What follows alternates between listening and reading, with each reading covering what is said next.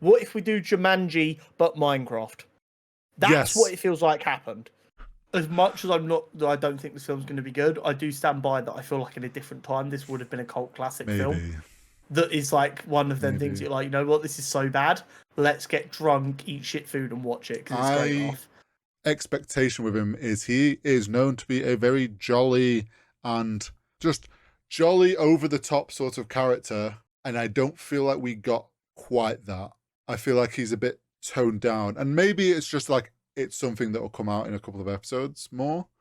But this first interaction, like he was humming the song, and I feel like this is Tom Bombadil. He'd just be singing his song while he's doing stuff. There are so many good films that can be made for less than 20 million. And as much as I love the Knives Out films, we do not need to be spending 210 million on that. I think it lives on. And the funny thing is that'll probably end up being the best thing that game produced.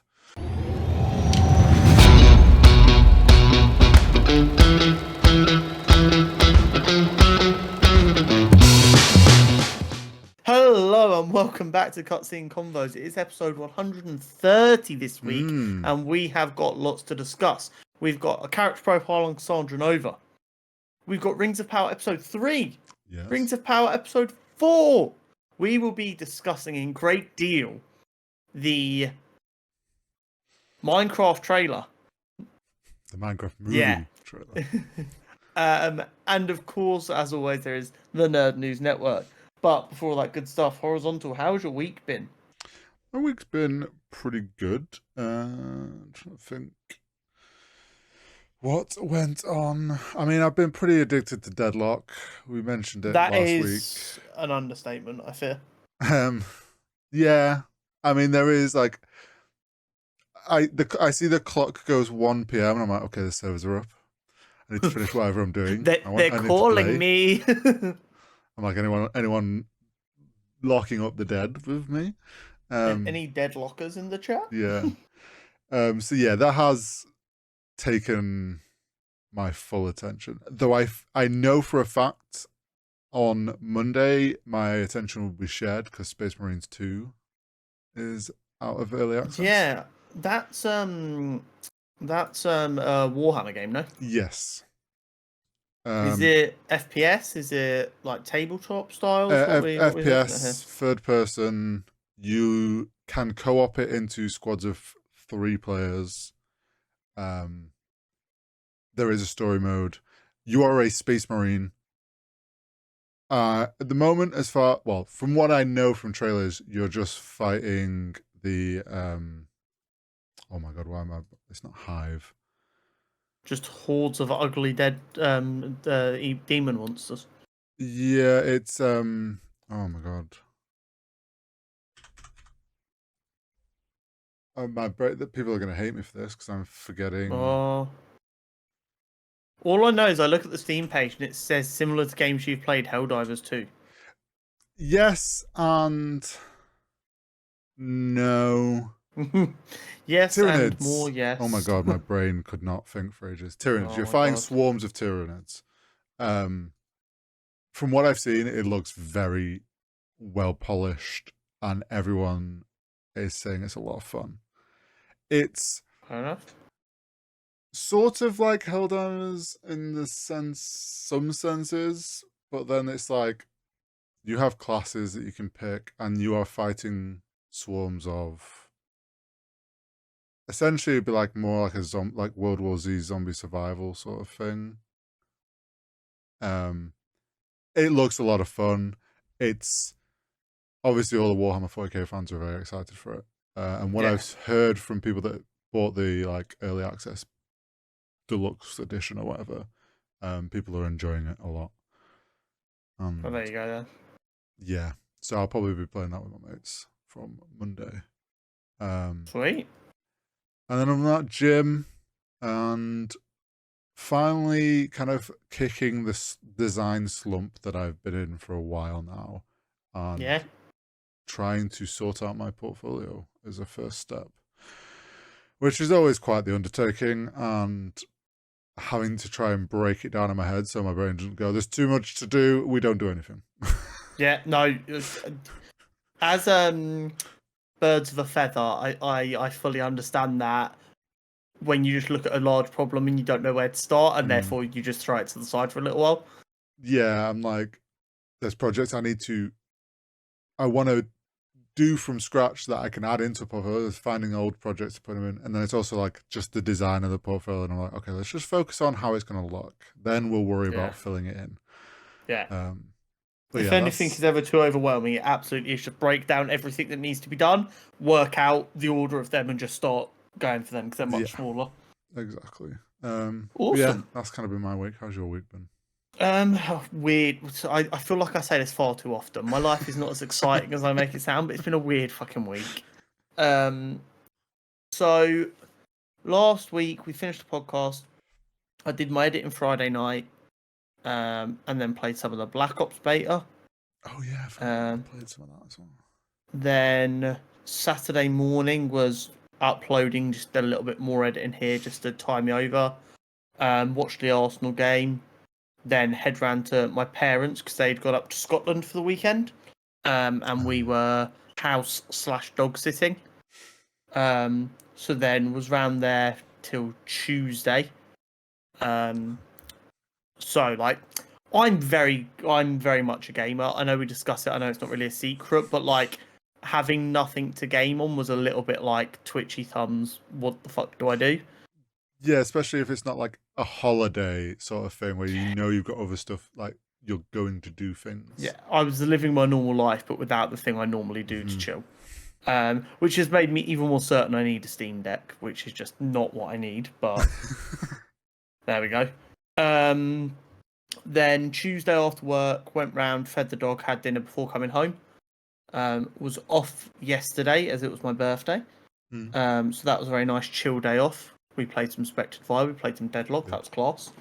And then today was just a day to forget. It was a terrible day from the word go. Woke up late, so I was a bit late to work. Everything at the project we were starting at work today went bad, which now means I know tomorrow is going to be a bad day because we've got to fix the stuff that we couldn't be done today because of stuff out of our control, and also get back on schedule, which is just always mint. Yeah. So just this was truly just a day to just chalk off. Until I had dinner, I was like, I really just don't want to do anything. Getting notes done for this, I was just like, today's been shit. You know, when you're just there like typing really angry and like, yeah, fuck this, fuck that. But then I had some food and I did relax a little bit. It definitely eased up a bit. And then you watched Rings of Power. I was watching Rings of Power while I ate, which was and that was good. I enjoyed that. And then here we are. So I'm in a much better mood than I thought I was going to be in even like 2 hours ago. But yeah, busy fucking week. But we ball. Fuck it, we ball. But let's get into our character profile. This week we are discussing Cassandra Nova, obviously the bad guy from the worldwide phenomenon Deadpool and Wolverine. So we will get into her comic counterpart. Okay. Cassandra Nova Xavier, or more simply Cassandra Nova, first appeared in New X-Men number 114 in May 2001. Cassandra is the twin of Charles Xavier, aka Professor X. But as with all things mutant, it's not quite that simple. As Cassandra Nova is what the Shi'ar would call a mumandry. This is a spirit that everyone has that is equal and opposite to themselves. Normally, this matters little. However, due to Charles' incredibly strong power, his mumandry was able to form itself a body alongside him in the womb. Sensing his now sister's dangerous thoughts, Charles attempted to kill his sister inside the womb. Cassandra was barely able to defend herself, and the disruption caused their mother to have a miscarriage, giving birth to an assumed stillborn Cassandra. However, Cassandra managed to transfer her psyche and continued living as a clump of cells in a sewer for years. growing herself a new body and growing in strength as she plotted the downfall of her brother. Once she had finished building herself a new body, decades later, she was finally ready to enact her plan for revenge against her brother. Firstly, she found a master mold in South Africa, which she was able to modify to make her own Sentinels. She used this to create a diabolical army of new Sentinels, which she then sent to Genosha to exterminate all mutants in an act of genocide. This attack was tragically very successful, resulting in the death of an estimated 16 million mutants, which at the time seemed to include the likes of Magneto. Eventually, they were able to track her down and tried to bring her in to control her, but she was able to use her psychic powers to bait Emma Frost into snapping her neck. But as this occurred, she swapped hers and Charles's mind, leaving her covertly in control of Charles's body. She then used this to out Charles and everyone else at Xavier Manor as mutants and the X-Men before leaving with the Shi'ar on vacation. She then proceeded to destroy the Empire from within while building her own power to later return to Earth and use Cerebra to try and destroy all mutants. However, she found Charles' psyche waiting for her and he was able to reclaim his body. After this, she was placed inside Stuff, a shape-shifting artificial organic entity which acted as a prison/rehabilitation measure for Cassandra. I had no idea that Cassandra's lore was so deep. I knew the very famous Charles's twin sister who he tried to kill in the womb. Yeah. I didn't realise like the mythological side of it. No, I knew that. So Shi'ar, as I'm sure you'll remember from X-Men 97, is where Charles was when he was assumed dead. That was the alien species he was with. And as I'm sure you noticed, a lot of her arrival in the X-Men lore was very similar to what we've just seen in X-Men 97, although with a couple of points changed to be her instead of Bastion. Yeah. So yeah, she comes like the Mundandri comes from like Shi'ar mythology, which is every person has like this inverted soul that is equal to them in every way, but the opposite of them. So she's equal to him in power level, but whereas he wants to save mutant kind and help people work together, she wants to exterminate mutant kind and cause division and panic. So what he's saying is my opposite would be beardless and very active and outgoing rather than being laid back. Yeah, quite possibly. So yeah, that's the idea. But in like their mythology, the whole idea is you face this demon and deal with it in the womb. Okay. So like you like come to terms with this demon and cast it out so that you can truly be yourself. But because of Charles's power inside the womb, it was able to manifest itself from his power and become a lifelong problem for him. Jeez. Which is a cool bit of mythology. But yeah, so that's Cassandra Nova, the one and only. The creepy bald gal. With the weird fingers. With the weird fingers, exactly. But let's get into Rings of Power.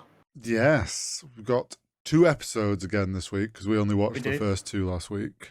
So we've got episode 3 from last week's opening and as we're recording this, today's episode 4. Uh-huh. So jumping into episode 3, it followed on. We got to see. I mean, in terms of what story they dropped, this kind of helped wrap up all the different story arcs coming into the new season. So we kick off with trying to the flashback to. Why is his name slipping my mind? Isildur's dad, the Numenorians, obviously presuming that Isildur had died, he got like had the house collapse on him or whatever. For those that don't remember, and his dad set his horse free, Beric, because it didn't want to do as it was told. Yeah, it was like, I'm not going back. My boy's out there somewhere. Yeah, and if you recall back in season 1, I mentioned that, well, Isildur's not dead, spoilers, because he is the one that, like, runs the Númenórean city. Like, he is the king in Middle-earth for the Númenóreans. He is quite important to the One Ring story. So we knew he was going to be alive. So we have the bit of the flashback, and then we join his horse, Beric, searching for his long-lost owner. We kick it off with a pretty mad fight scene from Beric, the horse, who immediately increases his kill count to 1 orc. I've got to be honest. This is going to sound fucking crazy. Well, that's one of the most impressive fight scenes I've ever watched on TV. A horse taking on orcs. The storytelling of, like, clearly knowing what the horse is trying to do without they don't do any of the shit that like old kids films do where they just let the animal speak plainly to you so you know what they're thinking. They actually need to do a little bit of like impressive storytelling there, and then the horse very deliberately positioning itself to just kick this orc straight into a tree. Fucking impressed. Like it was a well choreographed scene. Oh yeah, obviously it looked like the kick was a fair bit CGI and stuff, but you can't have an actual horse kick someone. So exactly, and like it wasn't in the fleeting moment it happened. It was convincing enough for me to go, "That looked really good." Yeah. Well, it's that thing. Everyone knows really don't stand behind a horse. So then, he kicks and then he runs off into. Clearly, orcs weren't taught that as children. Yeah, runs off into the. I think they call it the dark woods. Yeah, and they're like, "Oh, nothing comes out of there alive." That did ruin that impressiveness of the show, the scene up until then. I think that was like, just a little bit of very obvious exposition. It's like, he's going into the murder house. No one comes out of there. I saw someone make a comment on, I think it was on Twitter or something. It's like, so was that forest always known for being like no one returns? Or was that just like a post eruption thing? Or does that just add to the scariness now that the trees are all burnt? But this is something, and you know what? Brendan Lee Mulligan can steal this. Only him. Oh, okay. Imagine your fantasy world having like a dark forest that no one ever returns from, and your like brave hero ventures in, and actually inside the really dark outer layer is just paradise in the middle. Oh, that's why no one returns. Yeah, it's like it's great here. Why would you want these like? And like no like evil underlying tones of like all mind control. It's like no, like it's great here. It's great, and they just keep getting distracted.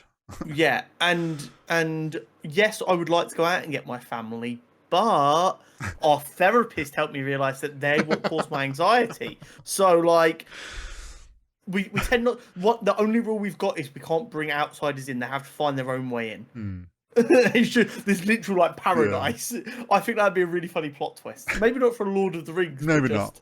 A fantasy world in general. I think that'd be quite funny. Then we have Beric runs off into makes his way to a cave of spiders and finds Isildur. Me the fuck out. I really did not enjoy the spiders. I knew straight away what was coming because I remember in the trailer seeing spiders at one point. I was like, oh, this is gonna be the spider part. The way they had all the spider eggs, and then you've got like the various sizes of spider.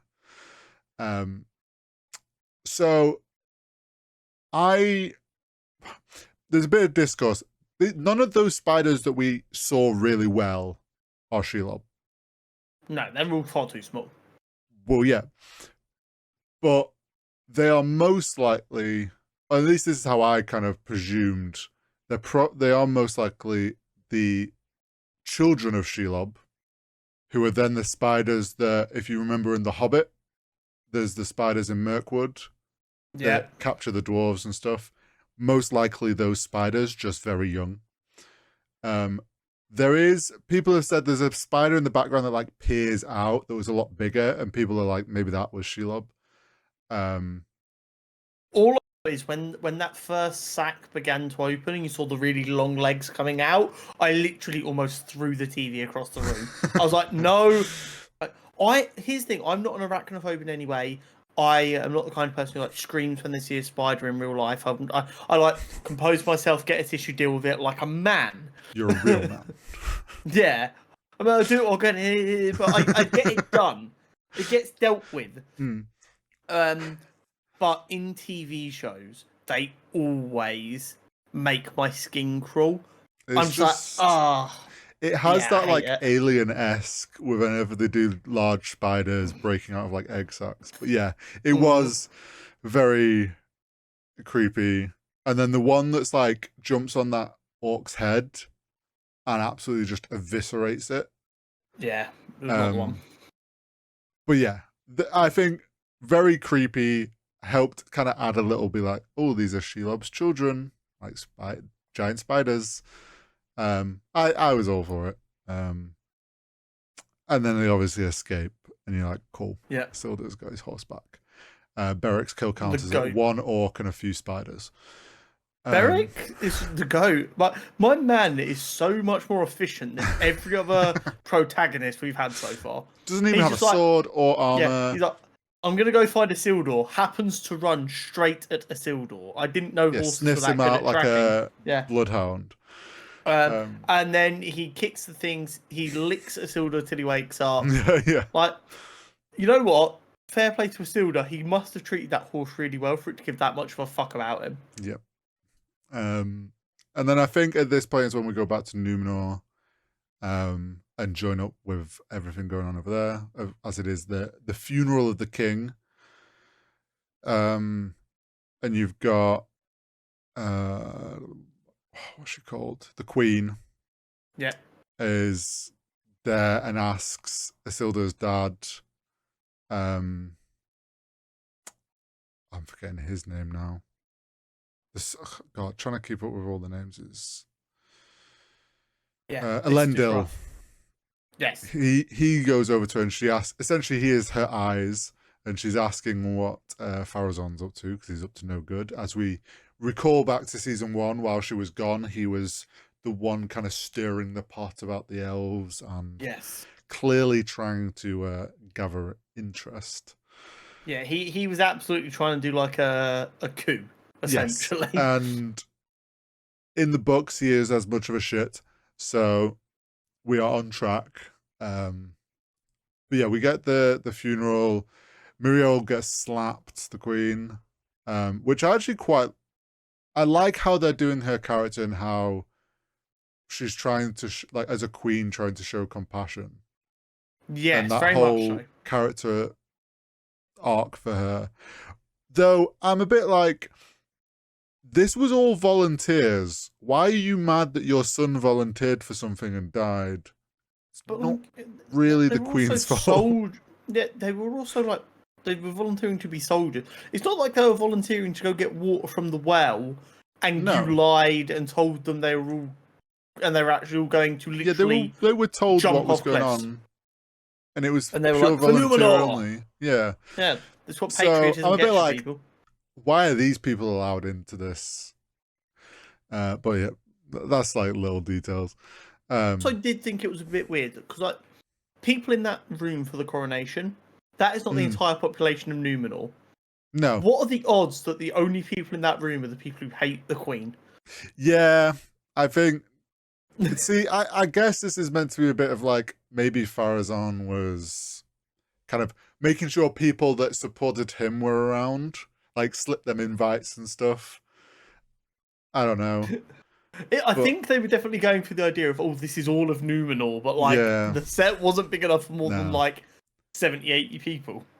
And then Isildur's sister is a proper little bitch to her dad. Yeah. Well, since she like saw or got a vision from that the elven Palantir thing.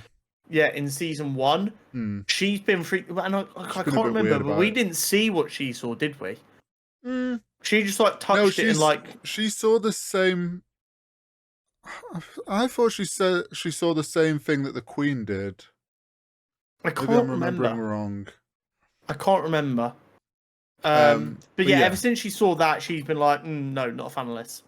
Yeah, and like that whole thing in the tavern scene, a bit of back chat in the local tavern. Can we also just say that I'm totally with I forget the other soldier's guy's name, that I want to punch that son of the Lord or whatever, because he's just so Tory. Yeah, it's the easiest way to describe him. The Brits absolutely know what you mean. And yes, he needs to be punched in the mouth. But then also she's just like being a little bit for blaming her dad and the Queen, even though her brother chose to go over there. Like, and his dad did try and say, no, you're not welcome to come because you've been fucking up on other things. Like, and she was part of the convincing the dad to give him a chance, no? Yeah, it's all just like... But people are weird, so it's not like bad. It's not necessarily bad writing. It's actually... I might argue very good writing because it's a very human reaction. I'll get on to something about the Numenorians I saw that kind of validates why they are all the people are acting this way. But yeah, then we get like Muriel has that little moment with Farazan about what color to wear while hiding the bracelet thing, which is a key. I genuinely thought he was going to dress her in red because he's going to be like, well, she's blind, how's she going to know? Like, I really thought he was going to just like, and it was going to be a bad thing, her being in red, like, and then that would work in his favor or something. It's a funny thing because we know it all goes to shit, and Sauron overall ends up winning for like this part. I'm kind of like, every time they make a decision, in the back of my mind, whether I agree or disagree with the decision, I'm like, well, there you go, just handed Sauron the victory because he clearly wanted you to go that way, and you went that way, and you should have just gone the other way. Yeah, it's a lot of like, he clearly was sort of giving her a last chance to kind of like, am I going to be okay with you being queen? And then she chose. He's like, well, okay, well now you've got no chance of getting the people behind you, so I'm going to do things my way. But then Muriel goes to find the Palantir or check, and it's gone. And in that moment, I'm like, Arian, the daughters stole that then, because she's the last person we saw have going in there. Like, yeah. And I don't know if you know how the Palantir, those orbs work. No, I don't. I assume it's just like elven magic, so therefore just science. Sort of. So they were made by the elves in like, I think it's in the first age. Like, they are old as fuck. I don't know fully the mechanics because I think there is like lesser ones and then a main one. And so you could say there's like the one Palantir, and then you've got these other ones that everyone has one of that's like kind of the whim of the main one. There's not many of them, but there is also like some of the different sizes. Is there like 9 to 12 of them? I think in written like of knowledge of, there's only been like 3, but there was more than that made. But I don't know. Basically, it will give you visions, but it's like you can see visions of someone who's essentially, you can connect between them. So if there's 2 people looking through them, you can see stuff from their mind as well. Or like visions of the future from what they're going to do, which is where the one that Saruman has and the like Pippin and stuff accidentally touch in Lord of the Rings, and they get those like visions of the Shire being destroyed. Got ya. People that are stronger of mind and will can influence what is seen on the other end. I.e. Sauron, because he is so powerful, you can't lie through them, but you can selectively show things. So you could mislead someone into thinking, oh my god, this is just death and destruction, we shouldn't do this, but actually it all does work out, but he didn't show you that sort of thing. So then you try and go a different path. It doesn't show that it was for the best. Got you. Yeah. So like these visions they've had of them, yeah, they can be manipulated, which I think is also sort of later on when we see the dad try to grab it and it like kicks him away in that like explosion of energy in the coronation bit. I think that's them trying to show that like you have to be a certain like strength of mind and will to make use of it. But For sure.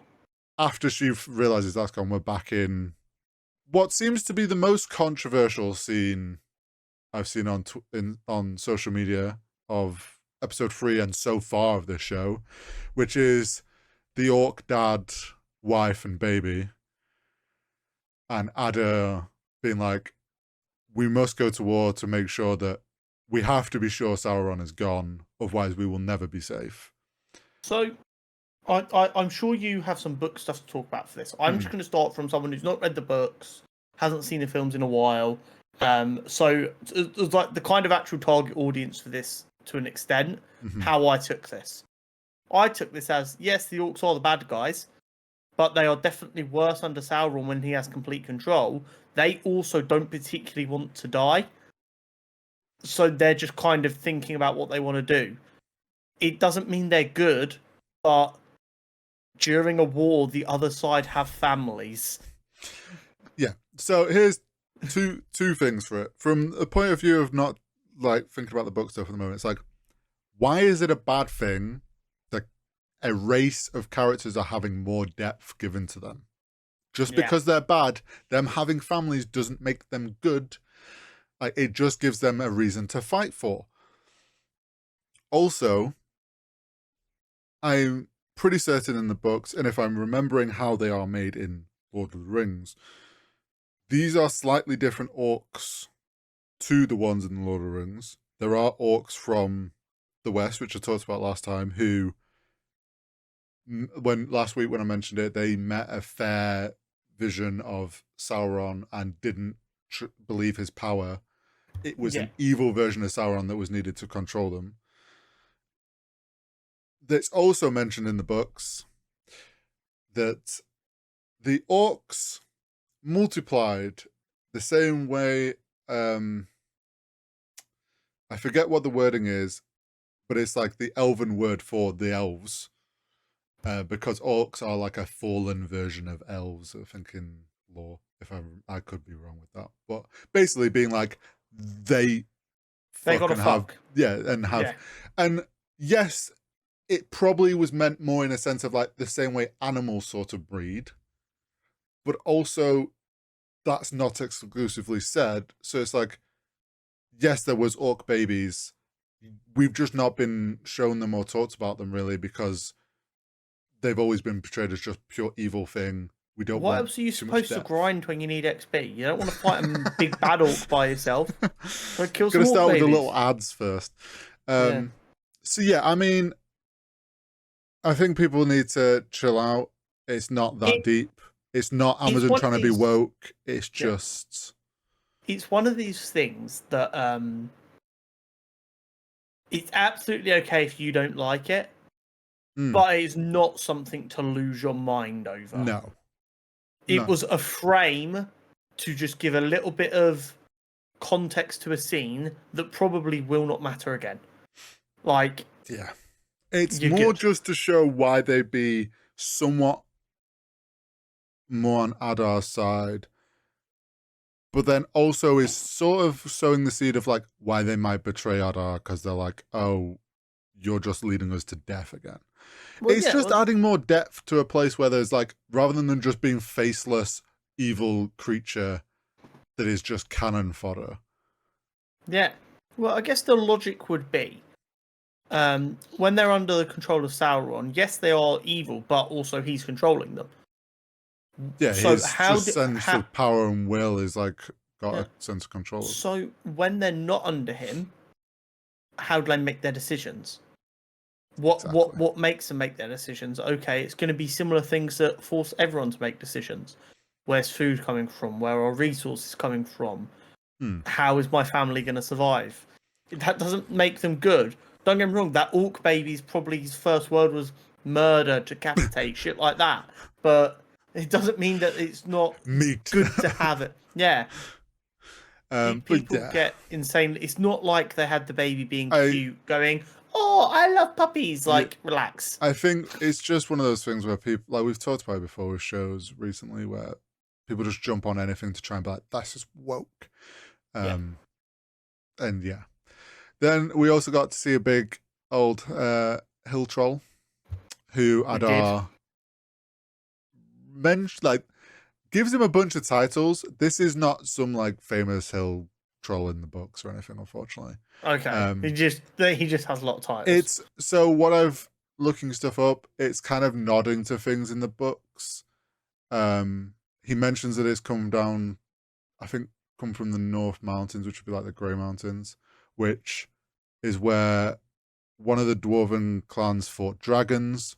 So kind of like a bit of a nod to that about Dragonbone Eater or whatever. And the Slayer of Stone Giants is like those giants that throw the stones that we saw in like the Hobbit when they're on the cliffs. It's kind of just like cool big hill troll. Why he hates Sauron, I don't know. Probably happily turns to be on Sauron. All my homies hate Sauron. I think it's more they're just trying to. It's a bit like, oh, he's the guy that's killed dragons and killed hill. And giants and dragons, and it's like, okay, what's the next big thing that I need to kill? I'm the biggest and strongest. I know Sauron's a bad dude, but right now, like, if you didn't have the context of the Lord of the Rings films, you would kind of be like, why does everyone hate Sauron so much? Everyone's out to get Sauron. They've got to get him eventually, right? There's no way this can possibly work. Oh, yeah, everyone wants that guy dead. Yeah, and everyone's like, well, they know who he is, so surely the elves are going to cotton on eventually get him before anything goes serious or wrong. You just know there's someone who's never seen it before and always heard how great the Lord of the Rings is. It was like, how does this dickhead Celebrimbor not know this is Sauron? Is he dumb? Ego. And speaking of Celebrimbor, that's when we go to the dwarves have arrived. I was really hoping we were going to have like a collection of dwarves being pitched to. Unfortunately, not. I did really enjoy. I forget the dwarf's name. Not Disa, my goat. Durin. Her husband, Durin. Durin, Disa's husband. Get angry in his house. I really enjoyed Durin just like basically seeing straight through Sauron. Anatar, yeah.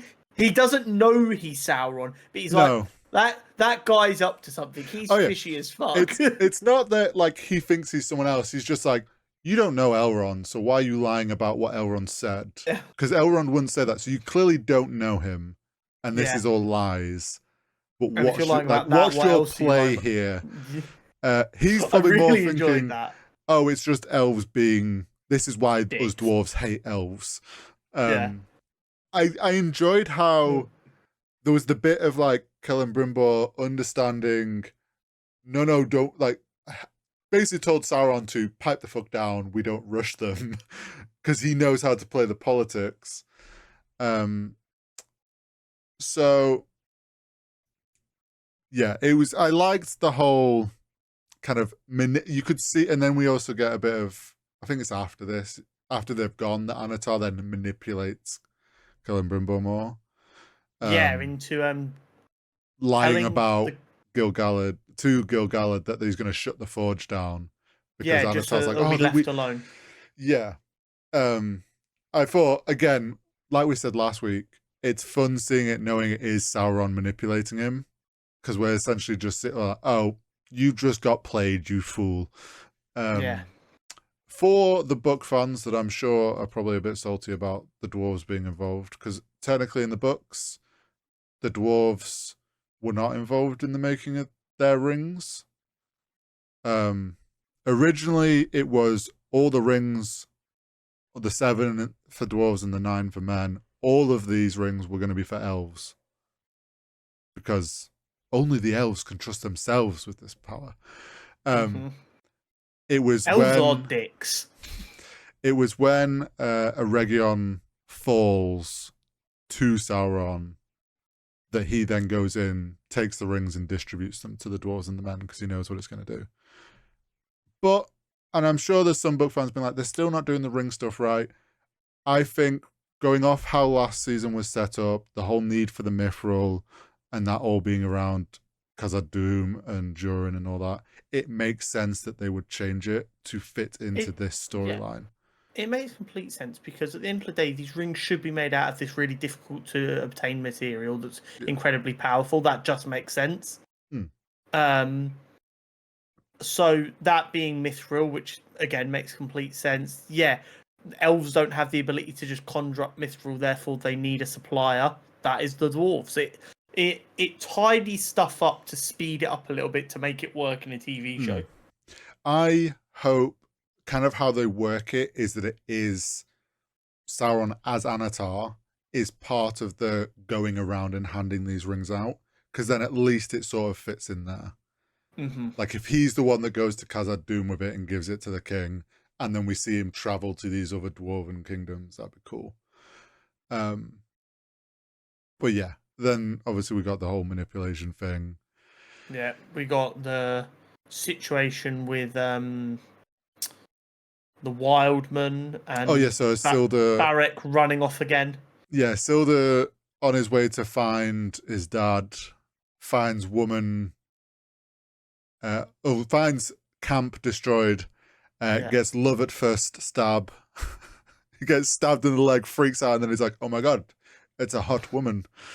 I'm gonna be honest. I'm always like, oh yeah, I'm a man, I'm a manly man, and then I see these male protagonists get stabbed and fall in love with the woman who stabbed them, and I'm just like, you guys need therapy.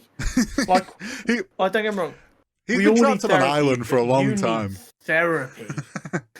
Yeah, it was a bit like, bro, you've just been stabbed by this woman.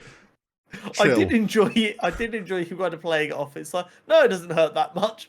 Then she rips out, and he's like, no, you're not supposed to rip it out. At first, when he put the knife on the floor, I thought he was going to put it back in. Yeah. So did I. I was like, my brother in Christ, that's not how that works. No, you've just stabbed yourself twice. No, yeah, the whole getting stabbed in the leg, and I'm like, that is like one of the worst places to be stabbed. Yeah, especially when you've already had like a really shit day. Yeah.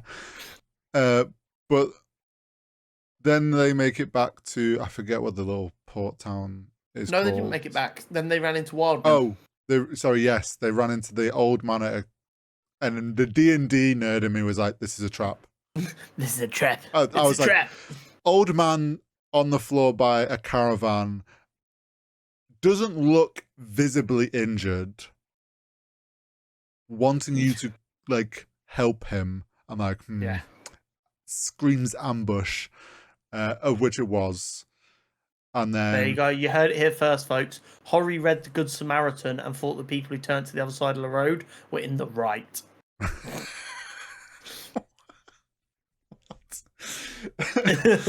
Jeez. And then we get fucking Arondir. He cooked, by the way. What an arrival. Yeah, comes spinning out of the trees and in his classic elf fashion just decimates all of them. The first arrow whistles past with that like really Lord of the Rings sound of an arrow. And I was like, is that Arondir? Actually, I didn't say that. I was like, is that the elf dude whose name I forgot? And then he comes to one and I was like, oh fuck, you kick ass. Good to see you, buddy. Bit of a grumpy boy. Sounds like he's had a rough couple of days, in all fairness. So, well, period of time, or whether it's been a week or whatever. But yeah, we don't know at this point, but he's lost his lover. But I saw someone was like, oh, Bow Guy is being grumpy and now just murdering everything. Hawkeye in his Ronin era? Which I thought was quite funny. Obviously, I can imagine that probably annoyed some Lord of the Rings fans to be like, oh, absolutely. MCU comparison. Apparently, she was not originally going to die at the end of season 1. It felt very like sudden. Someone been written out of the script by chance. Yeah. I think if I remember correctly, the actress wanted to go. I read something about she wanted to go off and do other stuff, so they essentially wrote her out. Fair. They had, thankfully, it ended in a way that allowed them to write her out. If she'd already healed, they would have probably then just recast her. Yeah. I also like that they've now established something though with like the that a human flesh doesn't really forget an orc blade. Yeah. It's like that adds a little something that you might be able to use later. Well, yeah, and it adds into the lore around elves of having like stronger resistances to poisons and stuff. So yeah, helps with like lore accurate stuff a bit. And yeah, then so all that we get to see all that go down with the little funeral pyre, of which Theo just doesn't give a shit and just burns his mum. Yeah. Like also, Theo is like brat. 6 foot taller now. Yeah. It must be so difficult. Yeah, it must be so difficult trying to film a second season that you're filming like a year later, but taking place a week later with someone who's in the middle of puberty, and they just literally go boing. Yeah. His voice has dropped about 4 octaves. He's 12 foot taller. It's rough. He's also in his teenage angst era. Yeah, but I mean that works for the character quite well. It does. So it's handy. Then we're back in Khazad Dûm, if I remember correctly, and Durin finally goes and speaks to his dad. He does. I was genuinely surprised by that. I thought we were going to get a couple more episodes before he actually just went and spoke to his dad. Yeah. I like how I've seen 2 thoughts around that, like, because I forget the name of the other dwarf comes in. He's like, "Oh, the people are going to petition for you to open the grain reserves," and he's like, "Send them in." And then obviously Durin walks in. So one side of what I've seen on social media is, oh, even though he's been stripped of all his like princely titles, he's still able to skip a queue because he's royal blood. Yeah. And then the other is, no, it was all just, he was always going to walk in. They just knew that if they said, "Oh, Durin's here to speak to you," his dad would have been like, "No." Which I don't mind either.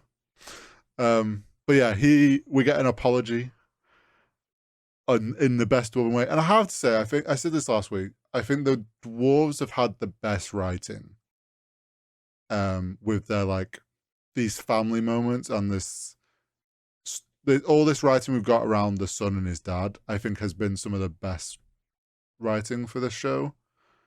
I've said it a couple of times for some things we've watched. When a show is dealing with family members, even if the stakes are higher than family, when the show pays attention to the family dynamic, it tends to make everything else work better. Because we can, no matter how we might try, we cannot imagine what it's like trying to fix your mountain because some weird force of nature is trying to kill your people who are all 4 foot tall. And having to go see your elven friends who've lived for 12 billion years to see if they can help. Yeah. We can understand a family argument and how being so similar to the person you've had an argument with makes it really difficult to like get over it. Yeah, it's that it's possible to understand like being stubborn that neither of you will like agree to apologize. And I like that. I think it helps with the dwarves because like writing that and then being able to like make metaphors about mountains and rocks and stone and things like that. It's like, oh, this makes for really good writing for the dwarves. Yeah. But yeah, and then we get the whole Durin doesn't trust the rings and doesn't trust Anatar and thinks this is some sus shit. But they go. I think is it this episode or episode 4 that I think it is in this episode we then see them at the forge and they make it. Yes. I think it might be at the end. I think this is how the episode ends. Yes. Which means episode 4 is it's God. more with the hobbits and stuff. But before the forge, we get the whole back on Numenor with the whole uprising and coup happens. Yes. At the ceremony, they all go. The Palantir's revealed. Arrives. Yeah, the Palantir's revealed. Then it's like, oh, Falazar's like obviously knows this was getting revealed. It's like, oh, our queen would never use elf magic. This clearly is all a lie, knowing it full well isn't. And then it's like, no, I use that and we need it. To which then the crowd just like, oh, this means riot. And just go fucking How mental. very French of them. Yeah. And then, yeah, an eagle shows up, which is sort of like we got mentioned earlier in the episode when he's like, oh, if an eagle, it's a great omen. And then he approaches the eagle because obviously the queen's blind and can't really. Yeah, but like the eagle who arrived at the ceremony, I'd still say that's for the queen. I think he's just got close enough to steal the thunder. Basically. Which again was another one of them moments where I'm like, you've just handed Sauron the victory. This eagle clearly turned up for the queen, not for you, you dumb motherfucker. Yeah, basically he's approached it, and then the other lord guy's got the crowd chanting his name, and everyone's gone, oh, this means, and the eagle's not flown away. This means he's our king now. And Falazar in the books, he is the one that usurps the queen, so they're sticking to all this pretty well, it seems. That was something a lot of people were saying during season 1. That's like Numenor's doing quite well. That's very similar to the books. I saw obviously then people like, how are they so dumb in that like they're blaming the queen for everything that happened. They just hear Farazan get chanted and they're like, oh yeah, new king, Farazan, cool.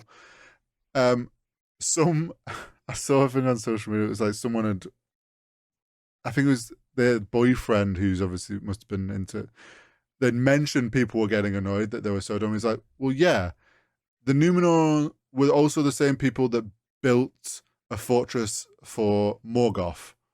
So, wait, really? So what do you expect? Before Morgoth went full evil, I'm guessing, I don't know the lore there, but I'm guessing it's something like back when Morgoth was, before he presented himself as fully this evil thing, they were like, oh yeah, we'll build you something. So it doesn't seem like the Numenorians are very smart anyway. So yeah, they're not known for their brains, the Numenorians. And then we go back to the forge in Celebrimbor, and they're making the rings, and the dad presents the mithril, and Anatar, or Sauron, is the one who puts the mithril in, which is obviously their way of being like, now it has his influence. Yes, he's influenced it. He's been able to touch it. Yeah. And can we, like, I feel like I might have said this last week, can we just talk about the hilarity that in this world of magic and all this shit, he has to touch the mithril to it. Not him being in the room, not him having influence over the person making it. He has to touch the ingredient for it to actually matter. Some people feel like if he whispered something, and it's like possibly he obviously, something about the way that he pours, he like mentally imbued something into it or what, but he clearly did something to corrupt them for when he needs to. He's a fucking powerful being. He could do whatever the fuck he wants. But yeah, the idea that he just has to, but I like that they are kind of, again, I said this last week, but fixing some of the things with the rings, like having Anatar back. Now he is like visibly, we are seeing him being part of the process and affecting the rings in their making of them. I'm okay with the dwarf stuff. And I don't know if you picked up on this. One thing I really enjoyed in episode 3 was with Celebrimbor. You see his less desirable personality traits, this ego, this pride, kind of like you're like 7 deadly sins, spilling out just this a little bit more as like a show of like Sauron's presence corrupting him. Yeah, it's like, he's like, I worked hard for this for a long time. I deserve my chance to do this. It's like, that's not how he was talking before. He was a lot more humble. It's also like shows as well the elves. They have these like, oh, Celebrimbor's like, it was my fate. My father left me and said my task in this world is to create something great. Like it's my fate is to save the elves, and it's like, he feels like he's finally doing it. So he's like, of course I'm not going to stop doing this no matter what anyone says. Like, I'm finally reaching my life purpose. And it's that of Sauron helping just feed that. And he really is going into it. But like, that absolutely was the opening 3 like the end of the opening 3 episodes, which when you look at it in that sense, I think it was a good return Yeah, they jumped between all of the major plot lines to give us an update on where everyone was. They got stuff in each of them storylines moving again because they hadn't all stopped, but they'd all come to like a checkpoint almost at the end of season 1. So now it's like, okay, they're all now into leg 2 of their respective journeys. This is where everyone is. I feel like the pacing is better than season 1. I completely agree. And I think that is helpful with a few of the storylines are kind of intermingled a bit more this time. Like with the dwarves and the elves is a bit more well tied together. Yeah, I wouldn't disagree with that. I know people still have issues with the fast traveling because obviously, like, oh, how did the dwarves get the letter and they're already in Eregion the next episode? And I'm just like, do you want them to just pause a plot story for like 3 episodes because they have to legitimately time the traveling? I'm like, I'm okay. Yeah. It's TV. And on the flip side to that, in episode 4, yeah, we do see some. We literally saw that. Like, that process of travel does take time. But speaking of, let's move on to episode 4. I'm going to say it. Go on. While I understand why episode 1, 2, and 3 had to be the way they were, I enjoyed episode 4 the most so far. I actually felt it was weaker. Oh, really?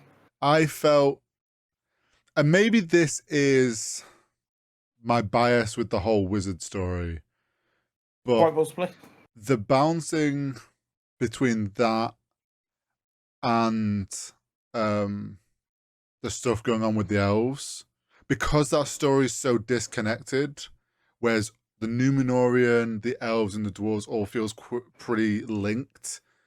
It flows quite well. This one lost a bit of that flow for me because we're bouncing around so much.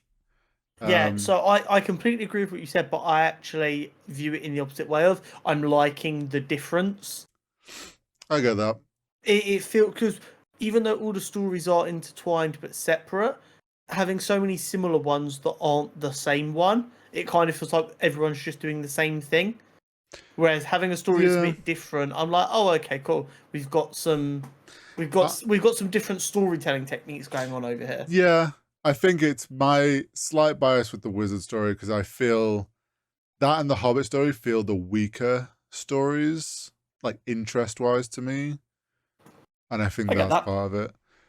But this episode opens with the whole Elrond's now in charge of Galadriel. We see this. No. Was it not? This episode started with the wizard trying to find Poppy and Nori.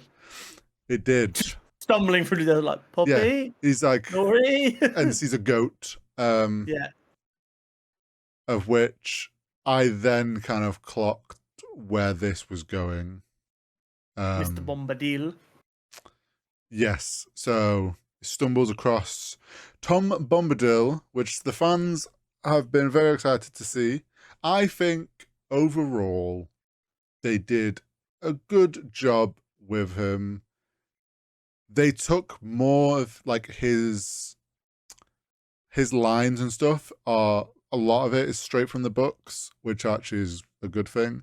I think my only kind of expectation with him is he is known to be a very jolly and just jolly over the top sort of character, and I don't feel like we got quite that.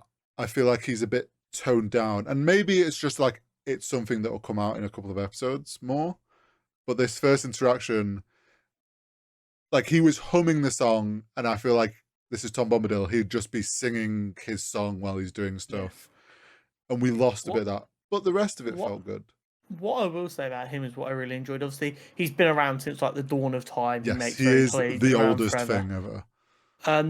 And a lot of the time, especially in this kind of setting, when you have someone who's been around so long and has so much knowledge and wisdom and understands so much, a lot of the time they make them a bit kooky. And actually, they just went, no, he's just going to be a pretty...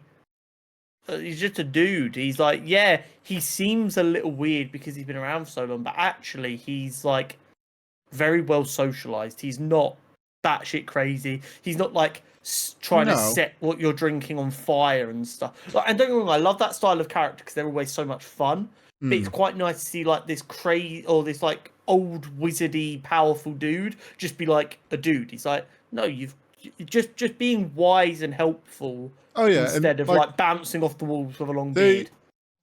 The lines and stuff they had, it all sold him very well, and like that whimsical sort of like the thing about the stranger being like, I'm looking for the stars above the mountains, like the stars above every mountains. Like just like completely flips what someone's saying. He's just like says it as the most obvious thing. Is like, you being dumb, there's stars everywhere. Stuff like that where he's just kind of like plays with stuff that you say to him. I thought was very good, and like a lot of some of the stuff he says is from the books and stuff. I just want his jolliness. He's meant to be this jolly, like all-powerful being, and I feel like the jolliness was just turned down a bit too much, which could, like I said, could change in a few episodes. It might just be he was in the comfort of his own home, so he was pretty chill. He wasn't excited by anything. Sort of, but that's like, yeah. But then Stranger finds, his map gets blown to a tree, and he gets sucked into the tree. That is their version of, in the Silmarillion, there's a story about the hobbits meeting Tom Bombadil, and the hobbits get sucked into a tree, and he comes to the tree and saves. It's like a different tree, obviously. But the lines he says to the tree to let him out is also what he says to let the hobbits out. So all that stuff's really cool, and I'm fine with the settings changed. Yeah, you've got to tweak things. Some of the things, this is where I'm then now starting to worry about the wizard story, because some of the things he says to the stranger is more Saruman Gandalf type thing. And I really don't want it to be that, because it just feels boring. Like the Blue Wizards would be so much cooler to do that and do something new. And I said it last week, why I feel like the Blue Wizards are cooler. But yeah, there is certain things he says where it's like, oh, your task is going to be defeating both Sauron and a powerful being that helps him, Saruman. And it's like, oh. And then with the hobbits, when they meet, obviously, Poppy and Nori, the stores. So is that another clan of Harefoots, or is that a different race? The way they're doing the story is these are the originals. I think there is stores or similar-esque Hobbit family tree. Might not have that name, but their characteristics are the same. Because the only big difference I noticed between the Harefoots and the stores was the stores had bigger ears. Yeah. I think also that it's meant to be the store. I think there is stores, but I think they're they live somewhere else. It's like kind of how we say Mancunians and I was really curious what I was trying to think of how to, but how we say people from certain areas in the UK, more so like that than they're all hobbits. They're just from a different place. Got you. It seems though the idea that they're the ones that did the holes in the hills isn't how it's done in the books. The ones that settle in the Shire were the first ones to do that. So they're tweaking things there, which is I'm indifferent to it. I'm it's cool. They're kind of trying to set up a bit of how the hobbits got to the Shire. Someone had worked out, they mentioned I've made a note of the word and I'm going to have to try and find it now. Where did I write it? He's just staring at one word on his screen right now that's circled 12 times and ignoring it. Oh, no, that's not it. That's about the other thing. The Suzat. There we go. I found the word. Okay, cool. They mentioned the Suzat was what the ancient hobbit that went off on a journey was looking for. Someone's worked out that translates in Western, the language of Lord of the Rings, to the Shire. Yeah. So it is very much, this was a hobbit that left to go find the Shire. Obviously, quite clearly does, we know that. Which, I'm fine with this, but this is where I get to like why I think the Hobbit story is a bit less interesting than all the other stuff going on, because it's like, okay, we know where their story's going now. They're obviously going to end finding the Shire and tell the stores, and then the Shire is born. Counterpoint. Okay. We kind of know where all the stories are going. Yes. At least the hobbits are cool. The elves are dick. The dwarves are arrogant. Humans are boring. Hobbits. Yes, but I think there's more up and downs with all the other stories. This, I don't see how there's going to be much other than they eventually leave this place, find their others. They remind them of the story to go find the Suzat. They then find the Suzat, and the Shire is born. I'm like, don't get me wrong, it's still cool, and I'm glad that they're tying it all in. It's just the other stuff's more interesting to me.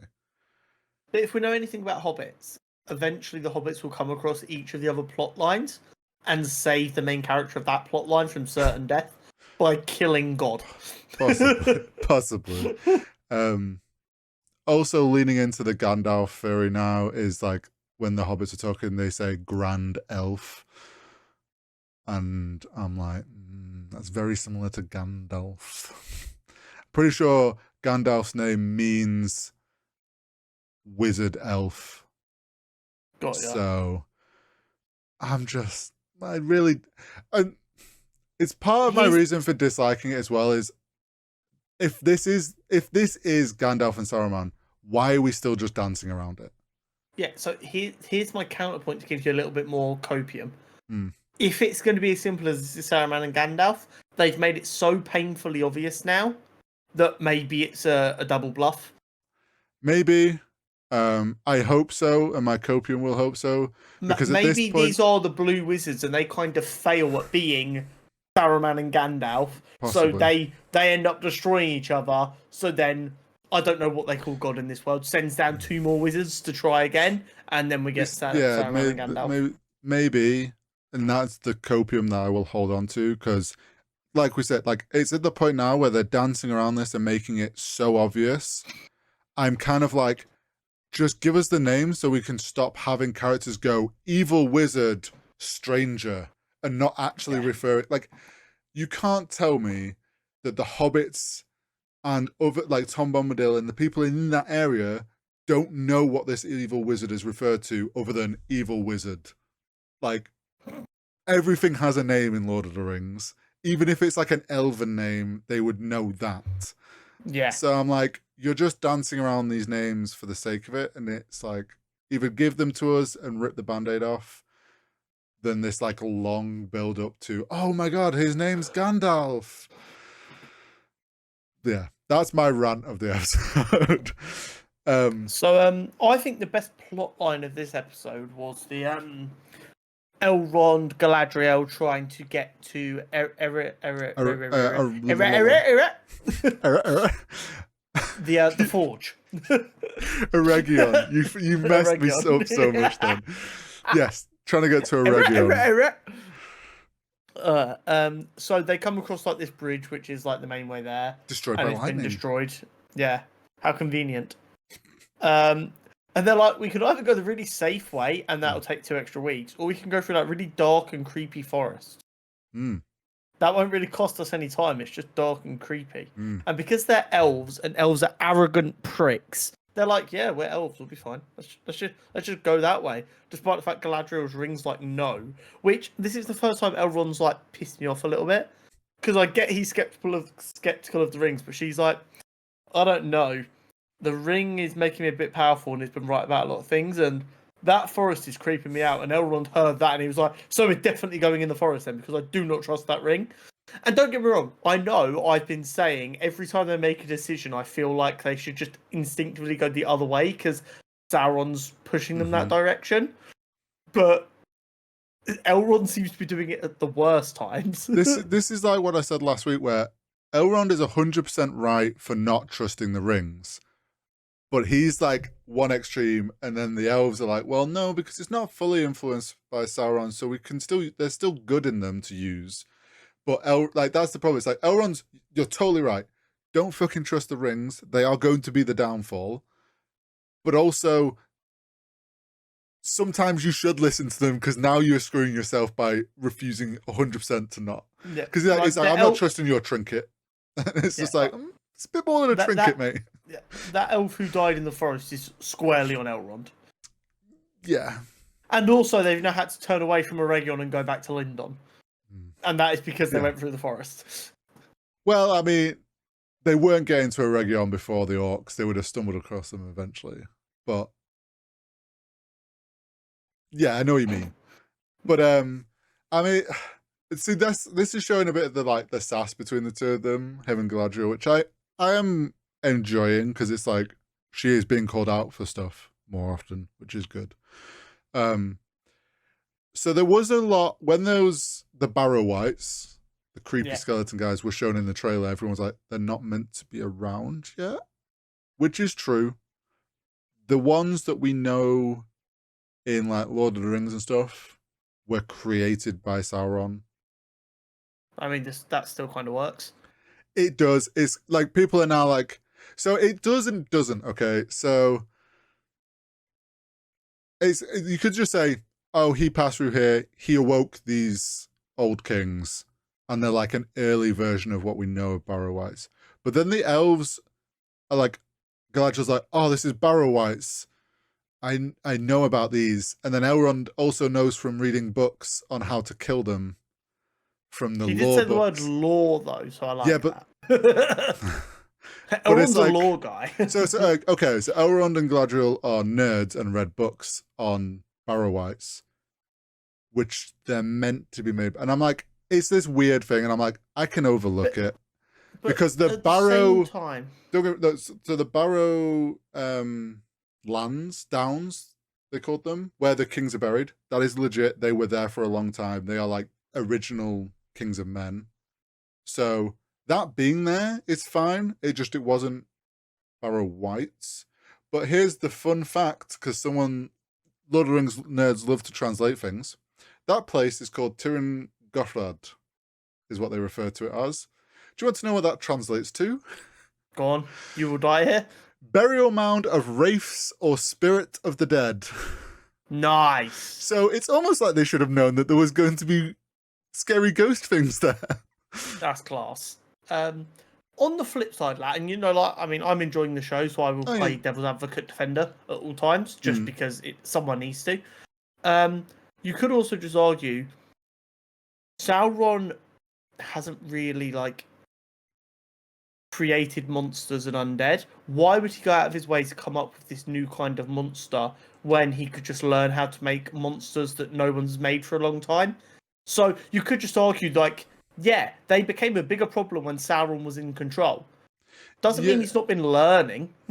So my thing is if I could be wrong here, but the ones that he makes are from the kings that had the rings, if I remember correctly. So it's that's why he created those ones. And it also could just be that he awoke them. This could just be, there's a lot of evil things awaking and he's disturbed them. There's a few reasons you can just play with. Overall, I don't think it's a big issue in the grand scheme of things. Also, they looked sick as fuck. The VFX for them was so well done and so creepy.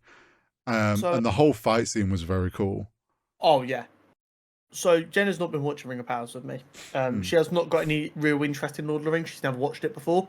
We will be rectifying that shortly because we're buying the extended edition box sets. I have it. Yeah, we're getting the Blu-ray one. It's £35 a HMV for 12 hours of film. I'm like, you know what?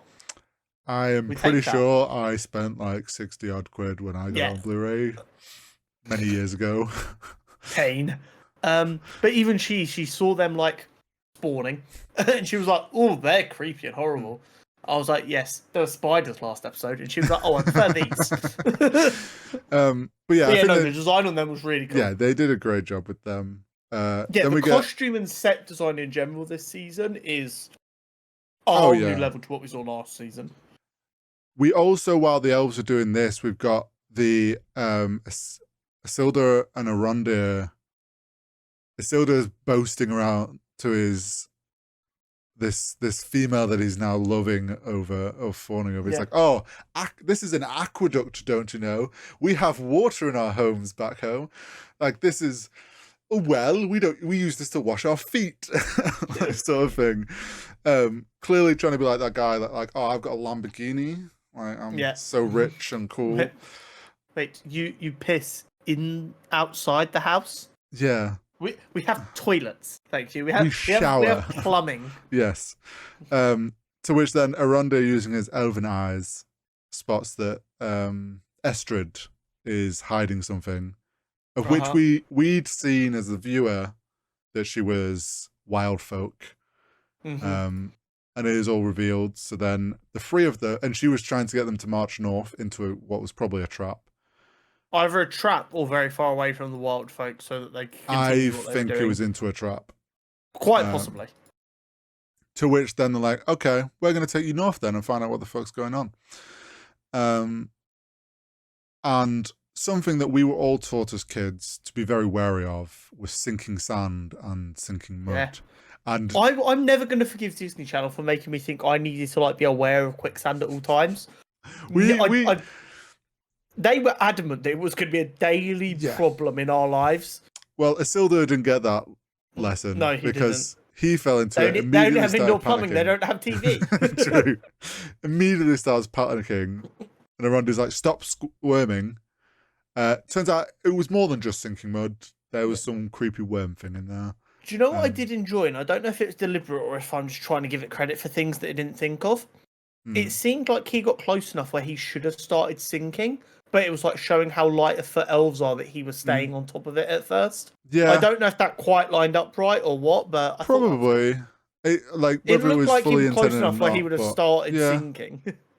I think that's. Do we know what that big fucking monster was? No. It was cool looking. Creepy worm thing. And the way that Arondir is like, oh, yeah, there's evil things deep within these lands. In the books, there's mention of like there is severely evil things deep under Middle Earth that people don't know what they are. I love the notion of Tolkien writing this and just going, there is other scary shit, but we do not have time. This story has more to tell. There's like things that are theorized to be of that categorization is the creepy like tentacle thing that guards the door of Durin in Lord of the Rings, that's in the water. There's scarier things that the Balrog is scared of that are deep within. Gandalf walked within the deep, and when he came back as Saruman, it's Gandalf the White. He's like, I will not speak of these things because they are too scary for mortal minds. I assume this is just because obviously J.R. Tolkien was like incredibly religious. I assume by this he just means like hell, hellish monsters. It's just things get scarier and more creepy the deeper you go into the earth. And some of them are poking out. And I like that the elves would be like, oh, this is some creepy evil creature that we don't know what it is. We'll just categorize it as one of these things that's come from deep. So, like, Arondir was dope as fuck. He's cut his way out of this thing. Had a chunk, so he's like, this thing has no name I'm aware of. We shall call it Supper. I'm like, you know what? Well played, sir. You have not good. Let being eaten phase you whatsoever. You are cracking on with your day. Yeah. Every time the elves piss me off because they're so arrogant and think they know everything when they are literally writing the downfall of Middle Earth. They do something. I'm like, that was fucking dope though. Oh, every time I'm out, you pull me back in.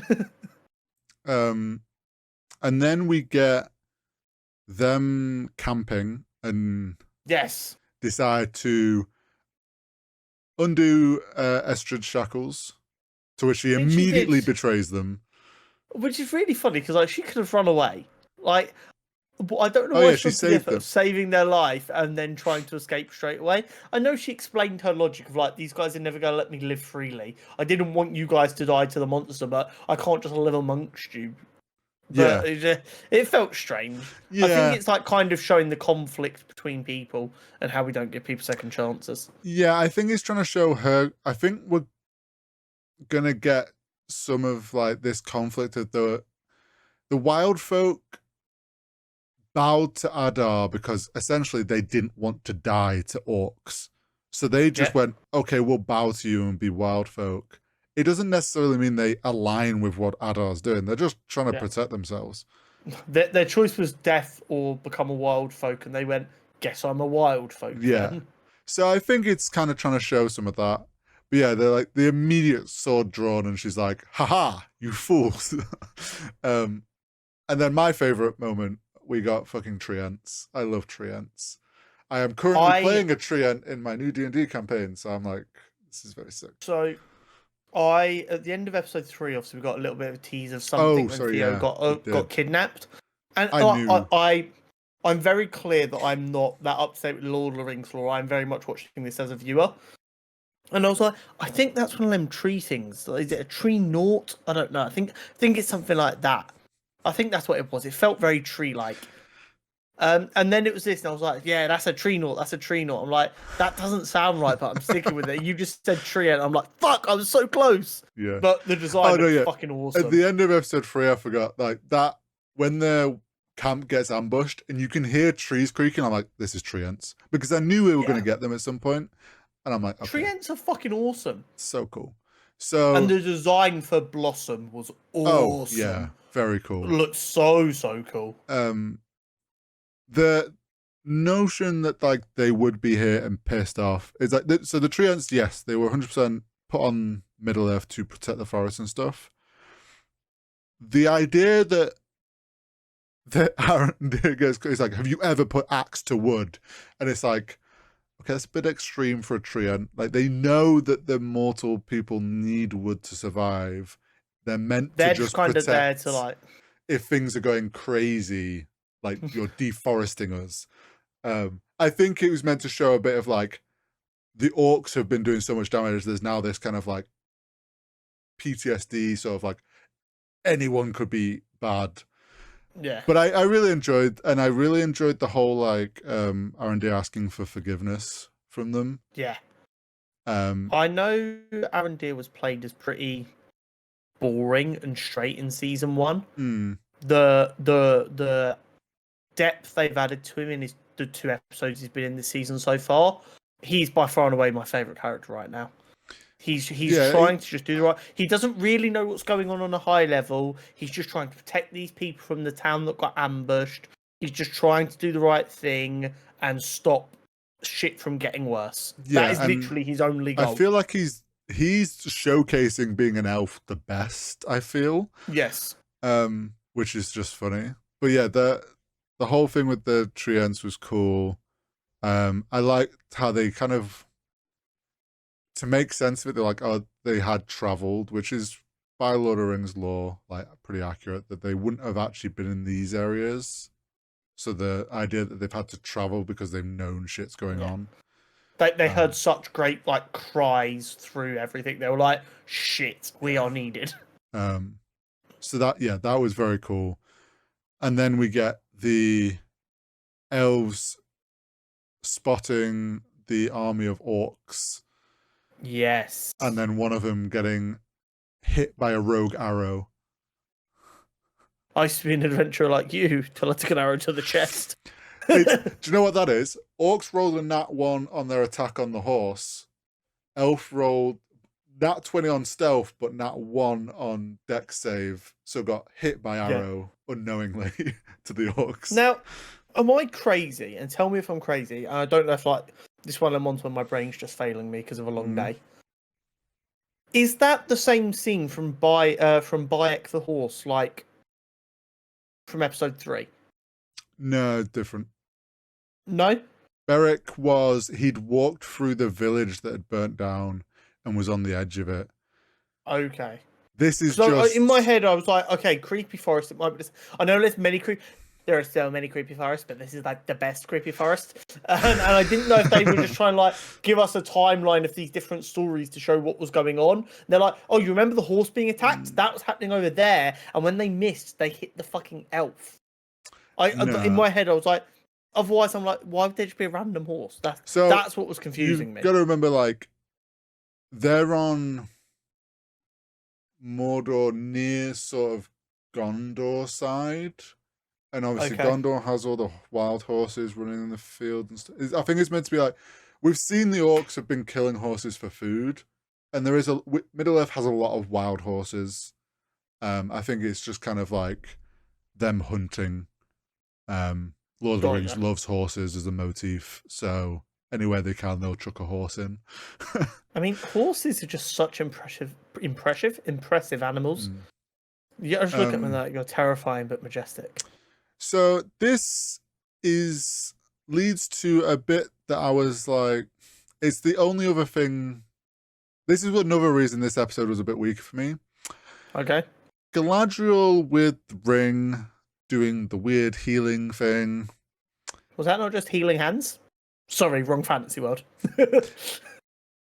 In terms of what the rings can do, is pretty far-fetched.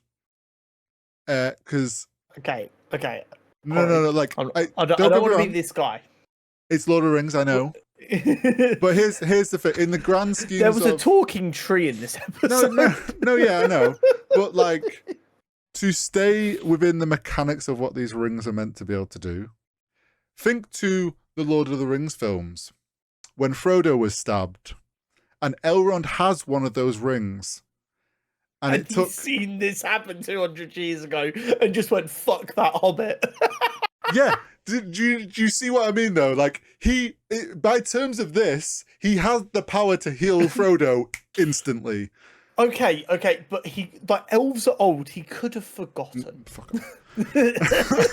Like, this is the first. I'm all for how they've done the rings and all that. It doesn't bother me too much. But like this idea that she just like insta healed him and he's perfectly back to health, all from this ring. I was like, okay, you kind of. It's like the issues people are starting to have with Star Wars, where everyone has force healing suddenly, and it's like, okay, yeah, like it's cool if you do it on rare occasions, but just giving her force power healing for the sake of it. Counterpoint. Okay. What if in a later episode we see that as a result of that, something's gone terribly wrong, and that's why he's like, no, you can't use that, because when Sauron comes to power, that elf she healed just becomes like completely Sauron's bitch. If they do that, I'll allow it, but I don't think they're smart enough to do that. Okay, right, so I'm giving you an out here. Move. It's just it's these small things this episode which kind of, I'm very lenient on what I know of the law, and I understand they're going to stray away. It's TV, it's going to be different. But it's like things like that where it's like, you didn't need to do it that way. Like, why you didn't have to use the ring there. We know, we've already got the precedent that elves can resist poison better. So it's like, you could have played off that he wouldn't die because he's an elf. But... just let the nameless elf die. I'm not being funny. You didn't go to the effort of giving the dude a name. I assumed he was going to die anyway. Yeah. The only way I'd been more confident he was going to die is if he was in a red Star Trek uniform. Now that is a deep cut nerd take. But yeah, do you know what I mean? Though? To be fair, let the fucker die. Right after that, we got a very sick fight scene from Galadriel. Yes. I also really liked, she gave the ring to Elrond, and I really like how one of the elves was like, she's done that to save us. And he's like, no, she did it to save the ring. Elrond is so fucking annoyed with these rings. Do you know what it's giving? It's giving like when you and your friends will get like a matching thing and one friend wasn't interested. And they're like, them fucking necklaces, you fucking weirdos. They all got matching tattoos. It's so weird. Yeah. He's like, no, she didn't do it to save us. She just wanted to save the fucking ring. It's like, well, it could be both. Oh, yeah, no, this is the thing. It's most likely both. But we got a very cool. But Elrond is my boy, so I'm always going to back him. Like the fight scene from Galadriel, very cool. The really idea, cool. I know people get annoyed. It's like, why does the enemy only attack one at a time? If you just saw some elf fuck up a load of your guys and then grabs a chain and just starts like ripping them, you're going to be like, pause a sec. This is not just some elf we can easily kill. But also, like, I know orcs might be an excuse to this, but as a general rule, when like this happens in film and TV, the rule is normally, well, you don't want to risk hitting or killing another one of your guys. So, like, if you've got some people charging her with swords and you've got a bow and arrow, you're like, I don't really have a clean shot, so I'm not going to shoot my friend in the back of her head. I get orcs might not give as much of a fuck, but, like, that's a general rule of thumb for everything like that. Oh, yeah. It's just, it's like, she was being badass enough that even an orc's going to be like, hold on a second. And then she gets... also aren't known for their intelligence. No. And then she gets captured by Adar. And that's where the episode ended. It did indeed.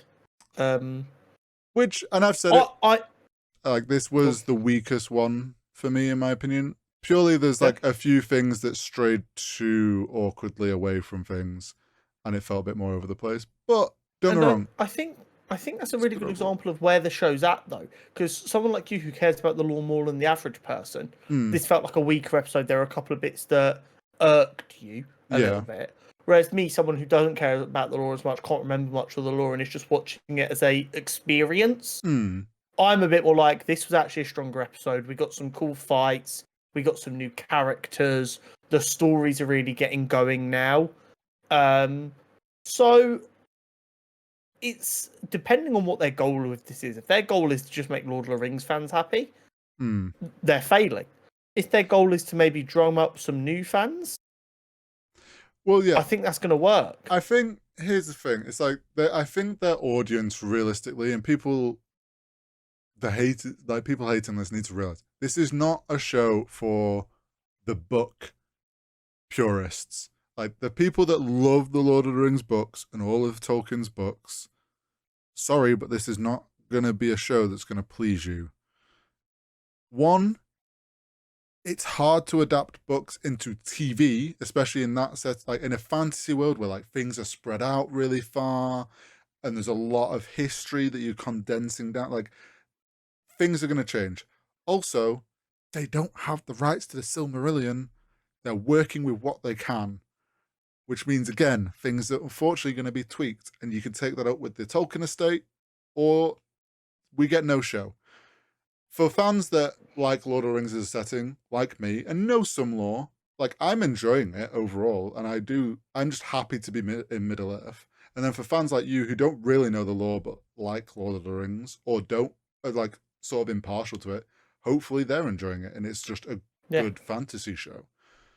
Yeah, exactly. Overall, I think so far it's better than season 1. Oh yeah, I would agree there.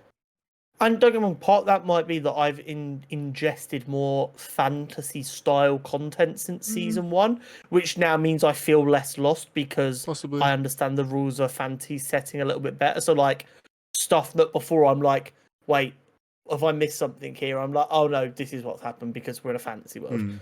But I'm really enjoying it. It's good to be back. Yeah, and I'm just still hoping it's Blue Wizards. I'm going to huff on that copium. And I'd like Tom Bombadil to get a bit more Tom Bombadil-esque in his jolliness. Let him hopefully they've let him run with it a bit.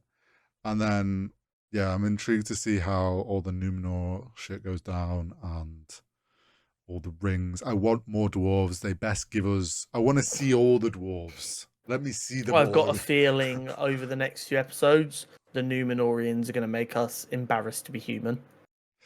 Yeah, I think we're going to see some of the downfall of them. But yeah, overall, pretty good. I'm still enjoying it, and I look forward to next week. Yeah, absolutely. Things we're maybe not looking forward to.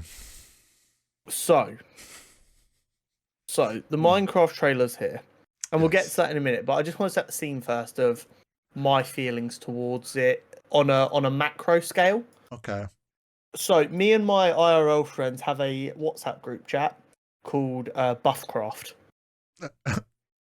So context here is just, you know what boys group chats are like. They come up with random names. So our main group chat is called the Buff Boys with a Z, of course. So when we need a Minecraft group chat, it was Buffcraft. Makes complete sense in that context. Don't Where's look the into Z? too much. There isn't Silent. one, sadly. And in that chat, someone went, just seen the Minecraft trailer, thoughts on us all going to watch it together? So my response to that was, if we go out for dinner and get battered beforehand, I will go solely for the memes. So that is where I'm at. As someone who loves the cinema, that is where I'm at off the back of this trailer. If I say that I'm going to watch the Minecraft movie, know that I'm actually putting on Captain Sparkle's music videos for the next hour. Because that is better content than what we've been shown. Here's the thing. And just getting into it, because there's been a lot of discourse. We were both cautiously optimistic. We were, this film, by the way. And there was a lot of Jack Black had been mentioned. We're like, okay, who's he going to be voice acting? We'd obviously seen the Mario movie, and that was enjoyable. And it wasn't anything... I didn't like it. I enjoyed everything Mario-esque. I feel like they captured the Mario IP very well. The story was meh. Jack Black was amazing. Mario voice, pretty shit. But I think they captured Mario as an IP very well, and it looked sick visually. So I kind of expected similar for Minecraft. What I didn't expect is group of misfit people led by Jason Momoa on a green screen plonked into a 64, like a 128 by 128 texture pack Minecraft world. Yeah, it feels so like mismatched. It feels like a really bad. Do you know what it feels like? Someone has come into this boardroom and they have to pitch 6 movies and try and get one of them greenlit. And they've pitched 6 and they've all been shut down, and they're like, fuck. What if we do Jumanji but Minecraft? That's what it feels like happened. Yes. Do you know what as a result, we do have, like you said, 4K texture pack, hyper realism, but it still blocks, and you're like, this is fucking with my head. Yeah, and there is people that play Minecraft and love the hyper-realistic texture packs. I think they look horrible. That's my personal opinion. Stylized texture packs for the win. I actually think, take the live action part visuals out of the trailer. The 3D animated-esque world that they've created, I could be okay with that as an animated movie. Just that. Well, Netflix are doing an animated Minecraft show. Cool. That's what this should have been. Yeah. So you might get the thing you want after you've had to suffer through the existence of that movie. But Jack Black being Steve as Jack Black is a bit weird. Jack Black's funny. Well, there's also something which I didn't realize was really a thing. But I've never really thought about it. The character model for Steve is not white. It's dark skinned. It's a Southeast Asian black kind of man skin tone. It's not Jack Black white skin tone, which I've never done. People are like, are they whitewashing Steve? Which I think is a weird thing to say, but Jack Black doesn't give Steve energy. No, that's also the thing. It's just the Steve we've got is Jack Black in a blue t-shirt. Yes. Yes. And that's not Steve. Jason Momoa is fit, goes crazy. Don't You know really what? get why he's there. That fit is the only thing about the trailer I enjoyed because it was so outlandishly loud. After seeing the world and going, oh no, I saw his fit. I was like, that's really cool. And I'm like, wait, sorry, did they put him in that fit purely to distract from how uncanny valley this entire thing feels? Do you know what I wish they'd done? If they're going for this Jumanji-esque story, which it seems like they are because they come through a portal, why not just have them appear in Minecraft character form, and it's like their outfits that they were in match? And then can you imagine Jason Momoa's character would have just been in that outfit as a Minecraft character? Yeah. Would have looked crazy. And at least it all kind of would have, continuity of the visual would have looked the same. You know what I don't understand? Go on. In a world of mixed media, so like animated with live action combined, where we've had Who Framed Roger Rabbit and Space Jam, the original Space Jam, where they nailed that fusion of real life and animated. Who the fuck thought that was the style to go for? I don't know. We have already, like, I'm not the kind of person who thinks the human race has really peaked at anything. Apart from that art style of Who Framed Roger Rabbit and Space Jam, bringing animated stuff into the real world and vice versa, that was something that got nailed 10 years ago, 20 years ago, 30 years ago with Who Framed Roger Rabbit. Why are we trying to reinvent the wheel here, people? We already worked this one out. I don't know. It almost feels like, oh, let's do a Minecraft movie. The best way to get the visual of Minecraft across is animated. How are we going to sell seats? Big name actors. We'll get Jack Black and Jason Momoa. Are they going to be voice actors? No, we're just going to chuck them in Minecraft. Visual, like them being there, sorted. And it's like, no. It's crazy that the most sold game ever, and this is what they come up with. I think I said it in our group chat. I can't remember though. 10 years ago, despite being shit, this film would have been a cult classic. Because I do think there's a real chance it has a so bad you can't help but find it really funny. And them films are actually important. Not at the kind of price of how much I spent on this film, but them so bad it's like it makes you happy after a really bad day. Them films are important to art. I will die on that hill. The problem is them kind of films don't get to exist anymore. Which means that this won't be a cult classic. I genuinely, hot take for you, fuck it, we're not doing a hot take segment. I think the ability to have a cult classic film is dead and buried because of the nature of how we consume films now. Because if a film doesn't do amazing in the cinema, it's pulled after 3 days, and then it's on a streaming service a month later, and it just never gets any momentum there. You used to have films that did shit in the cinema, and then it came to DVD, and you buy the DVD for like £1. You'd go around to your mate's house, you'd watch it, and you'd all go, fuck, I love this film, it's fucking awful, I love it so much, or, oh my god, how was no one talking about this? This film was genuinely really good. And then you have a really good core memory associated with that film, and that doesn't happen anymore. Shaun of the Dead, one sec, I've got a really good example for this. Shaun of the Dead, box office, original. I'm pretty sure this film bombed at the box office originally. You know Shaun of the Dead, like, yeah, Shaun of the Dead, like, iconic film. The beginning of the Cornetto trilogy did 30 million at the box office. Worldwide. That film would have been on streaming 3 days later. Yeah. And then it would have died on streaming service and probably would be lost media now. And instead, how many people do you know that like Shaun of the Dead is one of my favourite films of all time? Here's my thing. I think at the moment, yeah, like it's the chances of a film becoming a cult classic is impossible. I do think there is a realm down the line when people reach an age where they stop giving a shit about opinions on social media. Because people do reach an age and they're like, oh, social media is not everything anymore.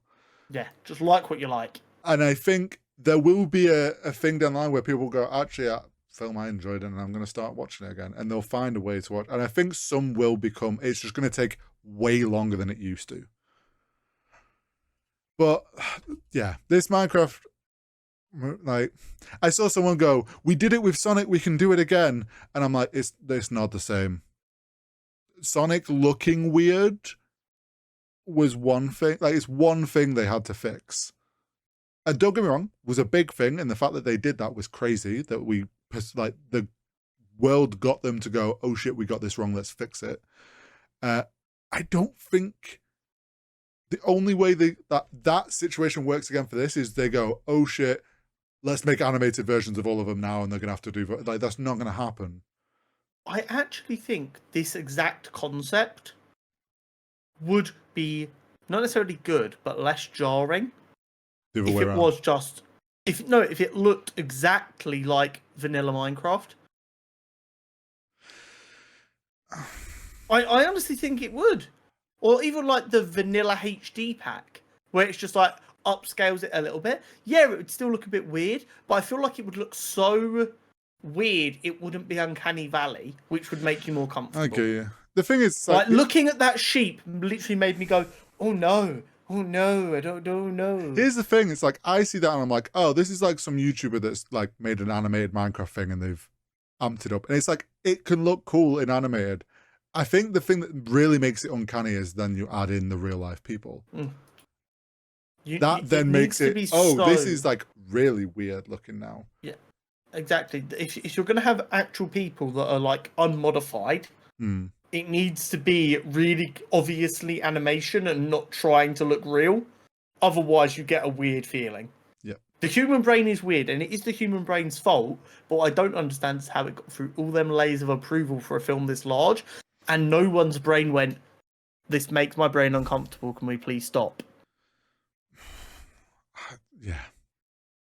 So we'll see how this film goes. There is a real chance. When is Minecraft due to come out? Oh, I don't know. We've got it on the release calendar, I believe. Pause. One moment, please. Do we? Yeah. It's due to come out the 4th of the 4th next year. 4th of April. There is a real chance that I go see it for the shits and giggles. I'm not expecting it to be good. I'll probably go to watch it in the same way I went to watch Madam Web. Yeah. Kind of expecting to be disappointed and hoping not to be. And don't get me wrong, there is a chance that I'm like, you know what, it looks horrible and it makes my brain uncomfortable, but there's some really funny moments in it that make it worth it. But I'm not holding my breath. Do you want to know one thing that did piss me off when someone pointed out? What? At one point in the trailer, they show Jason Momoa crafting.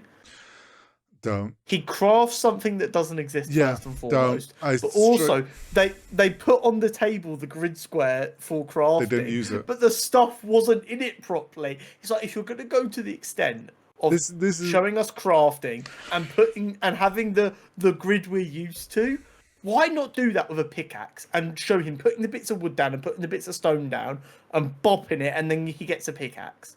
Here's the thing, and this, I saw people saying this.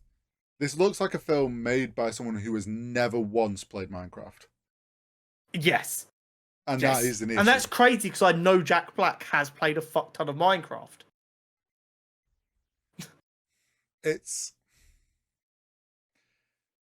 We need more Henry Cavills who will fight back when shit's not accurate to the law. I'm on a little bit of an anti-Henry Cavill swing at the minute, but unfortunately you're right. In this situation, you're right. It's crazy. I saw that in the trailer, I was like, I know that's not an item you can make. And I'm like... Yeah. Like, I'm kind of okay with them coming up with new items. Like, that's not the end of the world. But having the grid and refusing to use it is batshit crazy. I'm okay with a new item. That item, like you say, the grid had to be used and it had to show 2 buckets in the bottom right and then chains. And I would have been like, okay, logically, that makes the item that I wanted. What use it has, I don't know, but at least you stuck when there are bucket items and chain items in the game, like, you could have done it that way. Yeah, you're absolutely right. You Like, you could have just gone, oh, they're playing a modded server. That's fine. because everyone, when they first played Minecraft, it's like, how do I make a door? You work out, 6 planks in a door shape. And it's like, cool. So then things start to be like, oh, it's just the rough shape of them with the materials that they would be made from. Easy concept to stick to. Need I say more? But as much as I don't think this film's going to be good, I do stand by that. I feel like in a different time, this would have been a cult classic film. That is like one of them things you're like, you know what, this is so bad.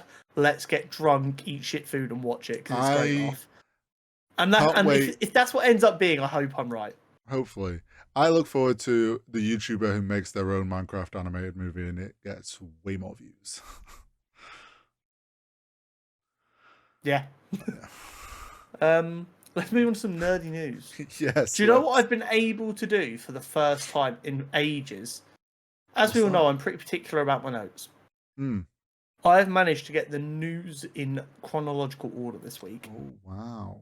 Yeah.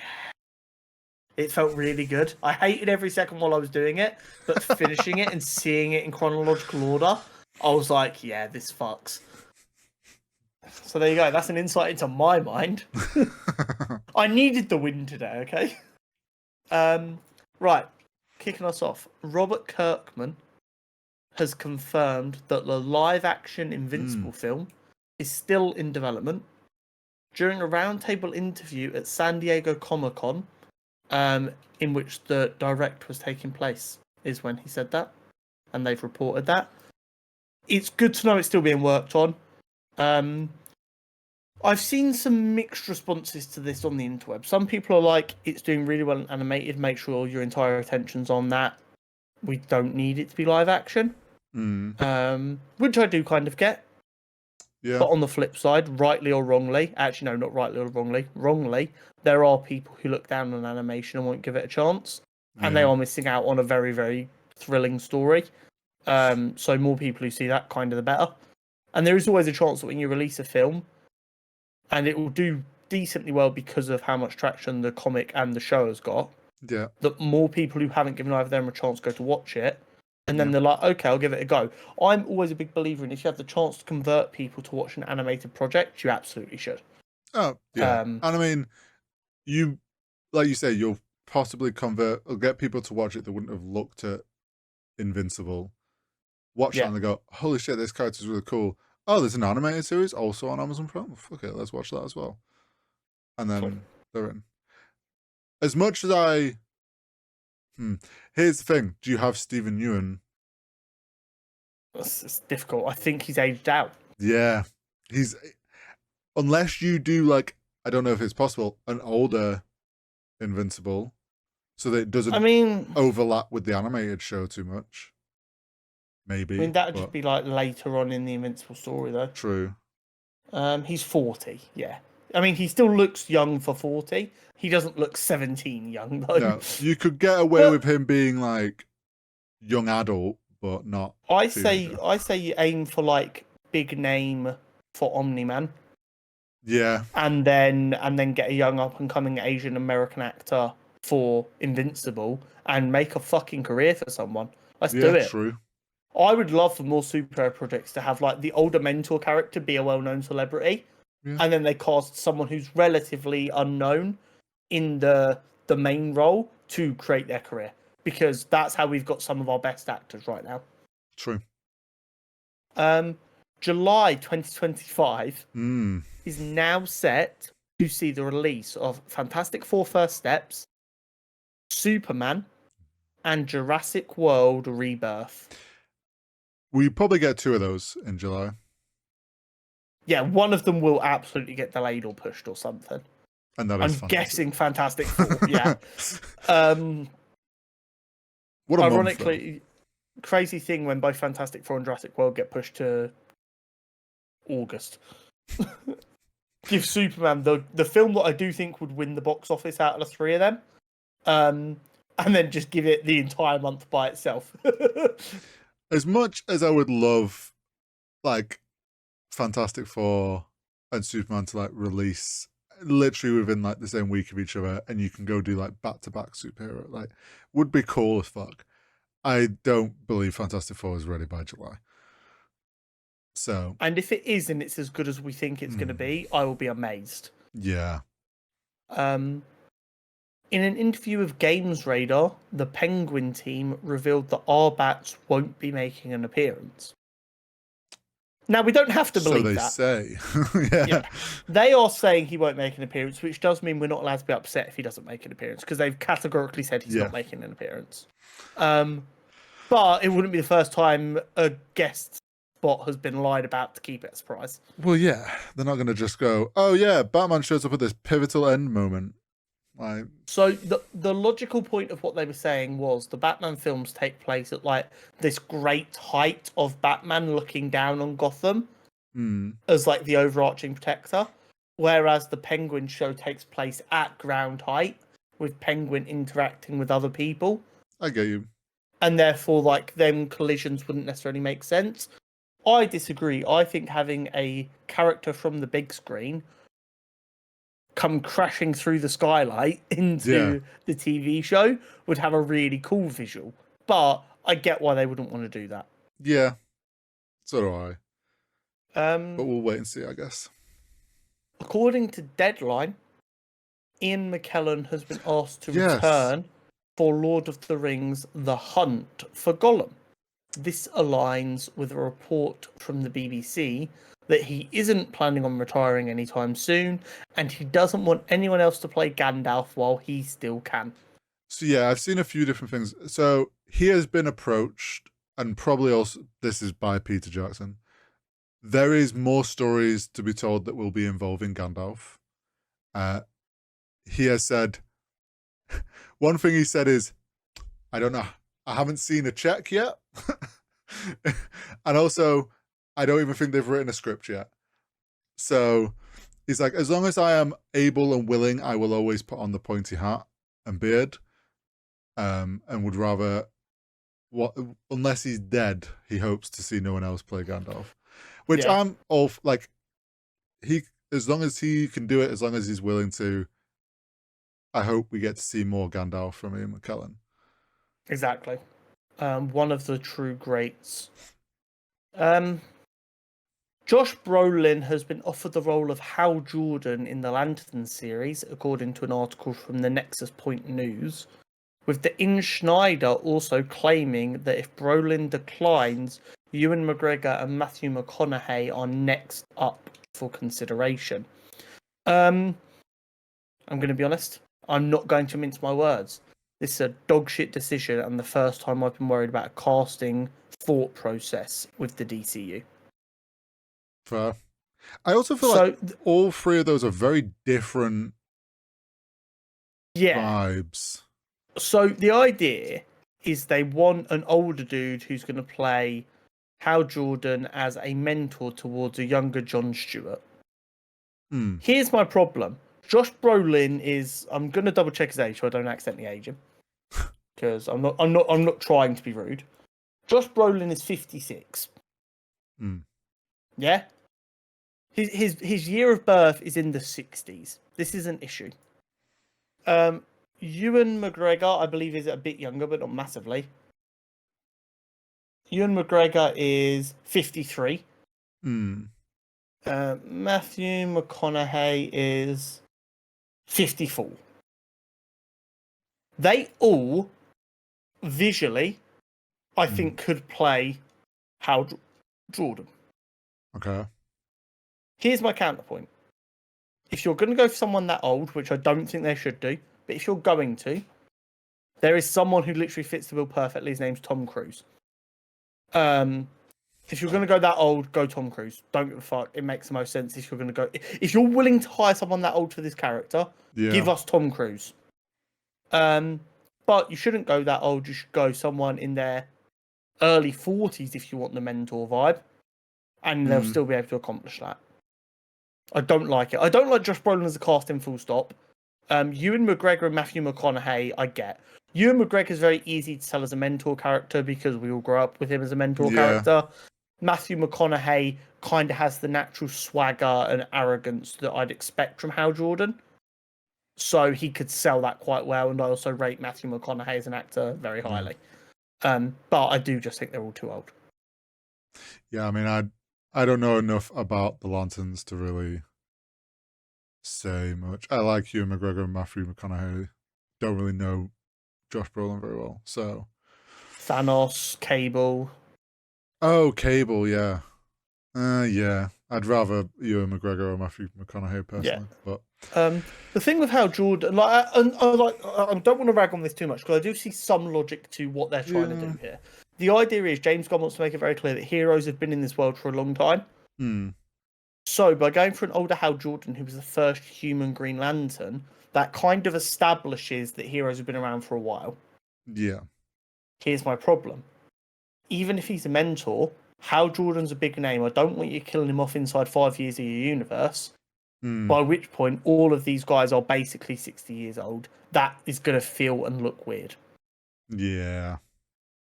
Yeah, that's a fairly valid point. It's the same reason people didn't like Nathan Fillion as Guy Gardner, because he's 53. Yeah. Yeah, it's not it. I strongly urge them to reconsider. True. Yeah. It's never a good sign when someone like Ian Schneider, who does know his stuff, is cooperating the stories though. Yeah. The Knives Out 3 budget has been kind of reportedly leaked. 210 million.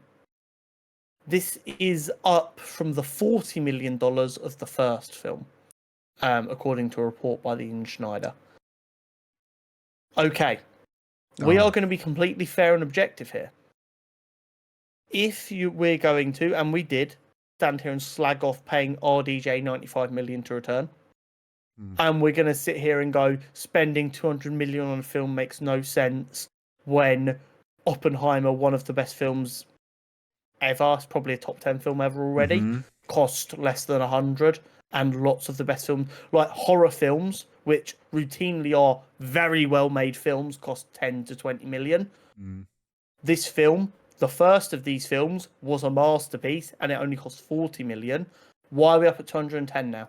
Yeah, what are we doing? That's my initial thing. Like, if you can create such a great film with the first one at 40 million, why do you now need another 170? Like, where's that money really going? Make 5 of them at 40 million a piece instead of one at 210. I will take the dip in quality if there even is one. Well, because here's the thing. I know that first one was awesome. Here's my thing. If the extra money is getting spent into VFX, stunt, like the people that maybe had to do this on their bottom rates to make it happen, but still pulled out a masterpiece, if they're now getting paid out for it, cool. If this is just a couple of actors getting a fat paycheck, like, why? It's insane. I feel like I definitely have said this before. I've spent so much hypothetical money on this podcast. I would love to just set up a bank for people who want to make films and just finance low cost films, and just be like, I don't need to make a profit. You just do enough to make me back my money so that I can give another film a chance, and you can keep basically all the profit. I'll take like 1% profit or whatever, like half of the industry standard. And if that's still a lot of money, I'll take even less. Like, there are so many good films that can be made for less than 20 million. And as much as I love the Knives Out films, we do not need to be spending 210 million on that. No. And before anyone dares to get in our fucking comments saying, "Oh, hold that same energy," we do. We so do. There is no need for a DC or a Marvel film or a Star Wars film or any other big IP to be spending more than, right now, about 120, 130 million on a film. And that should still be rare. And that should be for like an end game type thing where you've just got so many big actors that all need to be paid. I'm okay with it when you start showing that money is going to like the VFX work and all that stuff that we know is getting like stretched thin. Yeah. So Secret Level is a new show that's coming out in December that we're both very excited for. I didn't twig this at the time, but in the trailer it's shown that one of the episodes was centered around the recently released hero shooter from PlayStation called Concord. So that was revealed at the end of August, before the game was even out. The game came out on the 1st of September, I believe. The game has now, after not very good launch, has been pulled from sale. Everyone who bought it's being refunded, and the servers are going to be shuttered in the next couple of days, leaving people to wonder: is that episode still going to be released? Is it going to be replaced? Is there just going to be one less episode now? So yeah, the game came out on the 23rd of August. So it had cool 2 weeks, and they have announced this Friday like the servers are going to shut down. People have been refunded. The reasons that we'll save probably for next week when Josh is on. Yeah. And we'll no doubt get into Concord's failure. But regarding Secret Level, knowing that this is by the same guys that kind of were behind Love, Death and Robots, if they've done it the same way where like each story has been given to different studios to work on, I don't think they removed this episode. One, it's already made, it's already paid for. It might already be made. We don't know. It might have just been like partial test footage of that episode. This I animation assume stuff, it's ready, but there is a chance. If it's not complete, it's like 80%. Like it's well on the way. I think it'd be unfair to the studio that's got to work on that to take it away, because they've put like plenty of time and passion into like doing all that artwork and stuff for it. Sony's still going to get paid out for how well that, like how many views that episode gets. I imagine they're still going to get, there's going to be some cut there that they're earning off this to allow that IP to be used. So I think it lives on. And the funny thing is that'll probably end up being the best thing that game produced. Yes. Like, unfortunately, I wouldn't be surprised if whatever that episode is, we're all like, this is sick as fuck and it looks great. Your game was not this, though.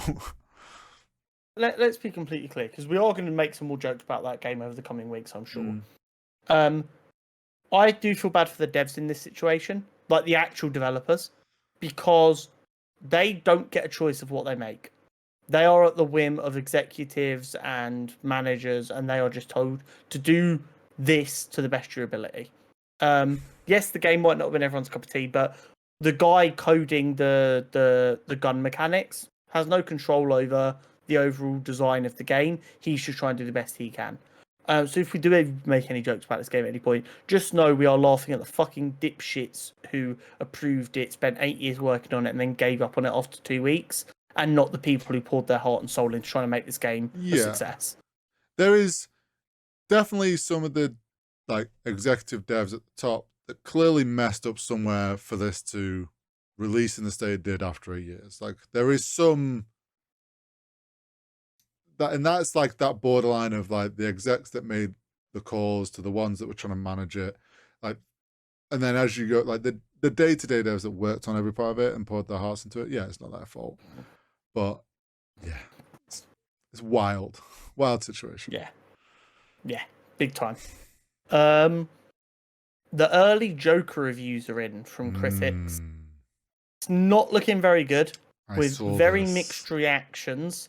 And the most common claim I'm seeing is that the film felt directionless at times. Which, correct me if I'm wrong, Corey, when watching one of the trailers, did I not say, with how much it's jumping between these different settings, I'm worried we might get a little bit lost. I think you did say something like that. Yeah, it's... The trailer seemed like it had the vibe right, but then also the story was very confusing on what was actually going on. Yeah. Hopefully, I'm still holding out hope. Yeah. I mean, we've had it where critics have not necessarily got what the audience loves, but... Yeah. But also, there's just a real chance that this film isn't for everyone. They've been very clear throughout the entire kind of press tour for this film. So if you don't risk failing spectacularly, are you even trying to make art? Which might sound artsy-fartsy and really pretentious, but it does have some merit to the point. Yeah. And I'm not saying we will like it, but the reviews aren't going to put me off. Does that make sense? I think... especially this far out. The possibility is that they pushed the box on what they were trying to go for a bit too far, and it just kind of lost some people. Yeah. But we'll wait and see. In an interview with SFX magazine, Matt Reeves said that his Batman stories will never go fully fantastical, giving Gentleman Ghost as an example of a villain that he could/would never use. Yeah, wasn't it like in the what people know, like they'd have to find a very different way of doing that character to try and make him fit in. Which he said for a lot of the more fantastical characters, they'd have to rework to make sense in his world, and there are some that are just too fantastical, like Gentleman Ghost. So someone like Killer Croc could just be someone with deformities, as an example. I don't hate this because it does make sense to the world he's already created. Yeah. All this does mean is James Gunn's Batman in the DCU needs to be what I've been saying for a long time: loud, campy, comic booky. Give me the big man made out of clay and the dude who shoots ice fighting the Gentleman Ghost. Give it to me. I'm quietly confident that we will get that, because that's what I need more than anything. We said when we knew Batman's going to be one of the first phases, we were like, there's going to be some crossover. Are we going to get Matt Reeves to allow to carry on? Or is he going to get pulled in and just get to work on? And the fact that there is a Batman 2, there is talks of other side shows after Batman 2. We know Matt Reeves is being given kind of full freedom to pursue his Batverse. Almost makes me know that James Gunn's like, yeah, there is no worry that this clash, has a crossover effect with the world he wants to create, and he knows that they're going to stand very independently. Yeah. And they're far enough apart. So that then makes me think what you want in the DCU one, of it being more fantastical and whatnot. I'm quietly confident that James Gunn's going to do that. Because here's the thing, I don't dislike a grounded story inherently, but that's all we've ever got from Batman. True. Where is some freaky shit? Where, as much as people like to take the piss out of, Batman Forever and Batman Returns and shit, with, the Batnips and Mr. Freeze and Poison Ivy, who are camp as fuck, I want it. My issue with that film was not how camp it was. It was the plot and the story were weak. The visual style of that film, I fucking adore, and I'll die on that hill. And I need some of it. And here's the thing: I feel like I'm the one shouting for it. I promise you, you release one of these films that's a bit loud and campy and comic booky, you are going to see people flooding back to the cinema for superhero films because they need to be fun again, man. Make it fun.